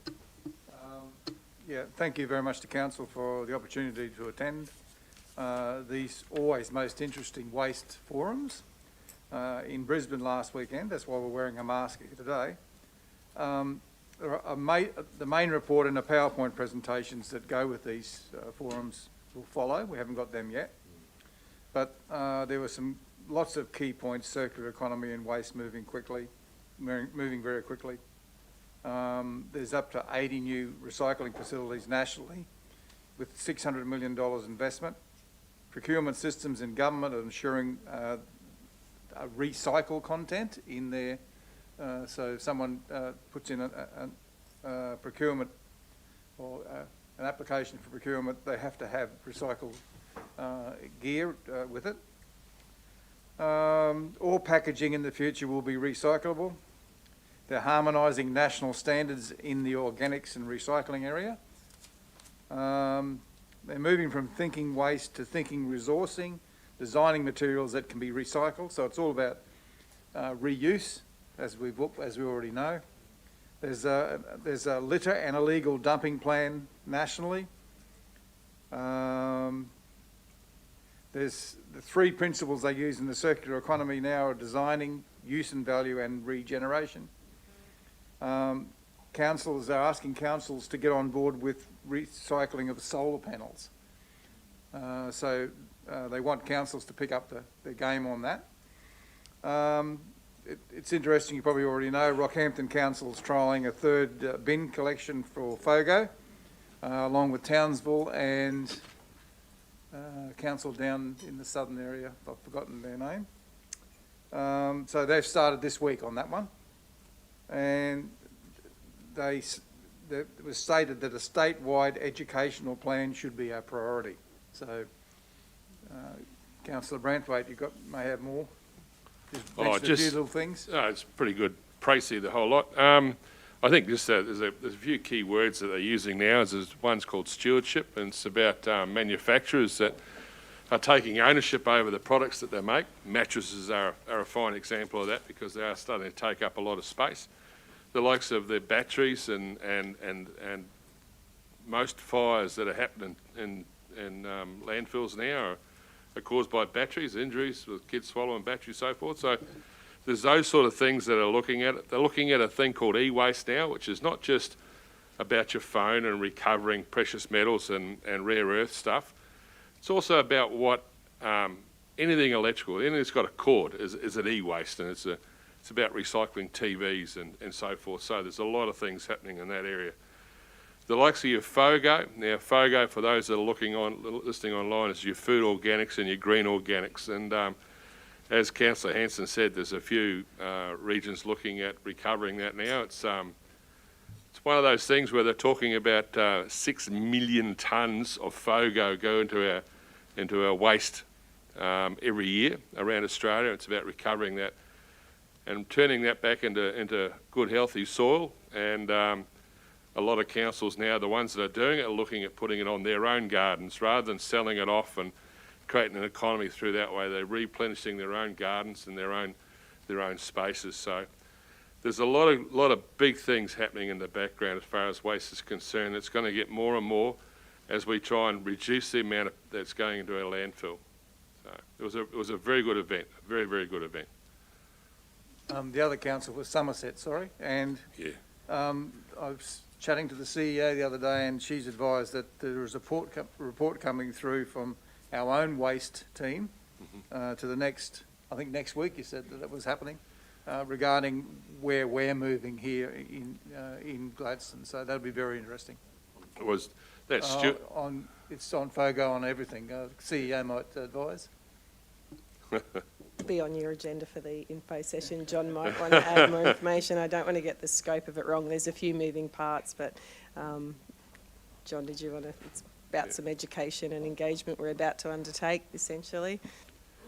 Yeah, it's about the content of our plan item and the research that we need to do to understand those different paths and what we intend to do there. So that's coming to an information session of council, along with a bit of work on around operating characteristics of our own facilities as well. Thank you, Councillor Branthwaite. Thank you, Councillor Hanson. Councillor Churchill, question. Well done, Councillor Rick, Councillor Darrell. Just in recent times, there was the Queensland Government launched the no more plastic straws, etc., etc. I think that we'd reported on, they held a forum here. But part of that presentation was about now expanding beyond the Cash for Cans program. Currently, the Cash for Cans program is be it cans and be it bottles, small bottles. So was there any presentation, suggestion, discussion in relation to now taking that to the next level, which will cover perhaps milk bottles or larger bottles? It's been suggested, but I'm not quite sure what the current status is in expanding the Cash for Cans, Cash for Bottles program. No, there wasn't any dialogue or any discussion regarding that from what I'm aware, unless, no. But it was more about, again, coming back to that stewardship thing. It's about manufacturers being able to design something that either is recyclable or the likes of your wrapper, your soft plastics. There's no market for it now because it was going offshore, and now we're talking about a biodegradable plastic. So there's a lot of things going on in the background there as far as that's concerned, and FOGO. But as far as the Cash for Cans, no, it wasn't any talk about extending any further. Okay, thank you, councillors. Is there any further councillor reports? There's no written reports. Councillor Churchill has one. Thank you. Yeah, thanks, Mayor Matt. Just to represent you and represent the Gladstone Regional Council at the National Police Remembrance Day late last week. Thank you for that. So I suppose in brief, for remembering and honouring the Queensland police officers that have been killed in the line of duty, and thank your office, Lisa, for organising appropriate wreath that was laid along with others down at the Anglican Church in Auckland Street. And just I suppose because of COVID last year there was no street parade last year. Well, there was no Remembrance Day last year that was part of a parade, so there's no longer a parade, and there was no candlelight vigil. So hopefully next year, depending on where we're at with COVID, we may see that parade come back into Gladstone. But in the past 12 months since the last National Police Remembrance Day, Senior Constable David Masters' name, who was sadly and tragically killed in the line of duty, has been added to the honour roll and memorial. So we had the opportunity to remember him and many others for their courage and integrity. David was from one of my old stations, Deception Bay, for many years gone by, but I suppose through you, Mayor Matt, is probably a call out to not only those perhaps all those in the emergency services, that their commitment, their contribution and their efforts never go unnoticed, and let's just hope that they can all remain safe as we go into the storm season and the fire season. So thank you for that.